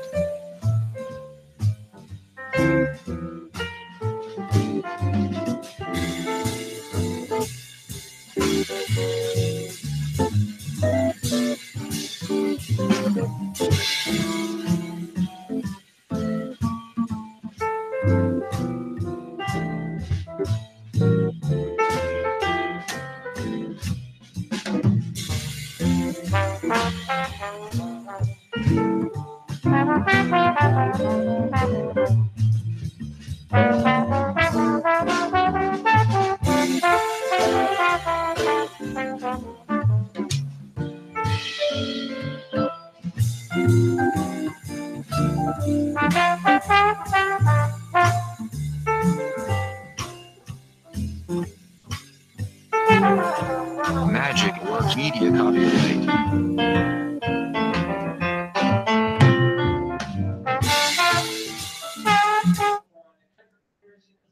Keegan James set for his 3rd inning of work as we bring you back inside McKeon Park for the top of the 9th. Set to face the 8-9-1 hitters, leading things off, the Ole Miss catcher in Cooper Johnson. James works from the wind. The first pitch is a swing and a ground ball to the left side, fielded by Seth Gray, moving a step to his left. Fields it cleanly, a low throw to first, but in time for out number one. One pitch, one out for Keegan James to start the top of the ninth inning. So Chad Gassman looking to use just three pitchers here tonight. Nick McDonald started the day, lasted just over 2 innings. Riley Self came in, and man, did he have a spectacular relief outing. 4 innings pitched, just 1 hit and no runs. And now Keegan James looking to throw the final 3 frames of this ball game. Oscar Serrato's the new hitter and watches a breaking ball low for ball 1. I mean, Lau with Everett Kennard, Mississippi State bus driver of local legend down in Starkville, having just left the Cape. He picked the wrong time to come up and visit, missing this one. 2 Bulldogs looking to throw the final 7 innings as Serrato swings at the next pitch and lines it foul behind home plate. Well, much like Riley Self, this is set to be the longest outing of Keegan James's summer. He's thrown 2 1/3 innings once up to this point, which came on July the 9th against the Harwich Mariners. And he currently sits at 2 1/3 innings pitched right now as he counters with a breaking ball for a called strike on the outside corner. 1-2 count to the hitter in Serratos. Oscar's 0 for 3 today. Line out, a ground out, and a strikeout. Wind up by James, the 1-2 on the way, swinging a line drive into short right field, getting down in front of Eric Rivera for a base hit. Serratos reaches it first with his first hit of the night, and the Braves have a man on with 1 out in the top of the 9th inning. Nice little piece right there from Serratos, and now it leads James to try and get something on the ground against Fitzgerald. Anything on the ground very likely could end this ball game. No action going on in the Harbor Hawks bullpen as Tyler Fitzgerald steps in for plate appearance number 5. The Louisville shortstop has 2 hits tonight, a single and a double. Scored on both those times on the base paths. Seth Gray even with the bag at third. The middle infielder's back. James from the set. First pitch, breaking ball for a called strike right at the letters. Well, you don't see anyone getting loose because Keegan James, although he's been out for a while, hasn't had to throw many pitches. It says he's only 22 deep. 22 coming into this at bat. With that last strike, moves his way up to just 23 pitches through 2 1/3. As the next pitch is an off-speed fouled off by the hitter in Fitzgerald.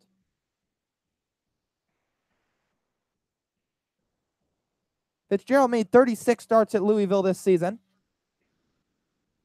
where he hit 10 home runs, or make it 3 home runs, 17 doubles. And along with that, he stole 23 bases, garnering his spot at the top of the lineup for the Bourne Braves.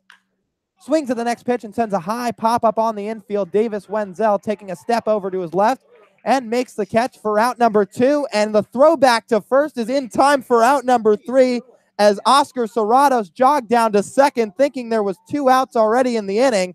He gets doubled off for a 4-3 double play to end things here in the 9th as Hyannis, in a very unusual fashion, picks up win number 17 on the summer and takes down the Bourne Braves for the 4th time this season. I mean, how do you draw that one up? For this Bourne Braves team, we've seen make several just unthinkable errors on the base paths over the last couple of games. I mean, last time we were at Doran Park, we saw a 9-3 putout from Seth Gray in his first appearance at first base. He was able to just come back to first base, having enough presence of mind to double off a runner at first base. So these unorthodox double plays are really not helping Bourne get out of this funk they're in right now. I mean, coming into this game, losers of 5 straight, now losers of 6 straight. There just comes a point where you have to come to the ballpark with your head screwed on, right, ready for a long battle. And albeit this is a long one, and I'm one to talk sitting up here in the broadcast booth on my high horse, but these are plays that guys at this level of baseball just can't be making. Mental mistakes that cut games short, as we see right here. Game ends in an 8-4 Hyannis win. Harbor Hawks move to 17-10-2 on the year, while the Bourne Braves drop to 13-16-1. Nick McDonald starts the first 2 innings of the night, but how about the work of the Mississippi State Bulldogs, hurling the final 7 innings of this ball game? 4 from Riley Self and 3 from Keegan James, as the Harbor Hawks lock down once again an 8-4 win. Robert Marcello will have the post-game show here for you on the Hyannis Harbor Hawks Digital Network. That'll do it for us on the broadcast, but be sure to stay tuned when we'll be back right after this for the post-game on the Hyannis Harbor Hawks Digital Network. Magic Works Media copyright.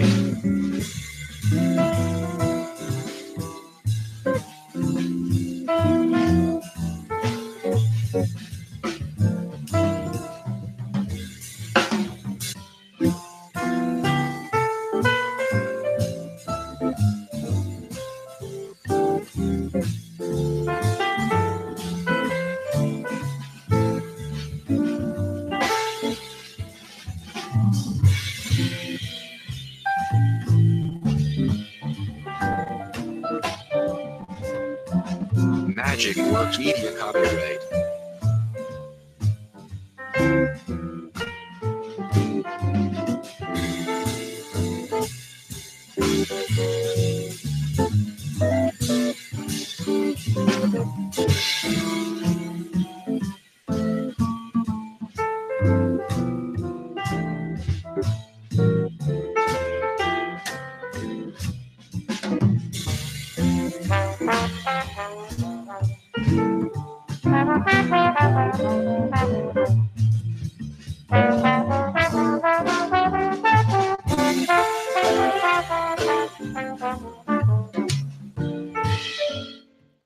Welcome back, things here on the Hyannis Harbor Hawks Digital Network. I'm Robert Marcello, anchoring the post-game show today on the Hyannis Harbor Hawks Digital Network. Final here today from McKeon Park is 8-4 Hyannis, as they're able to get a nice win at home. Still in second place in the Western Division. We'll have to see what the Wareham Gatemen are up to, as we're going to quickly go for some around the league scores.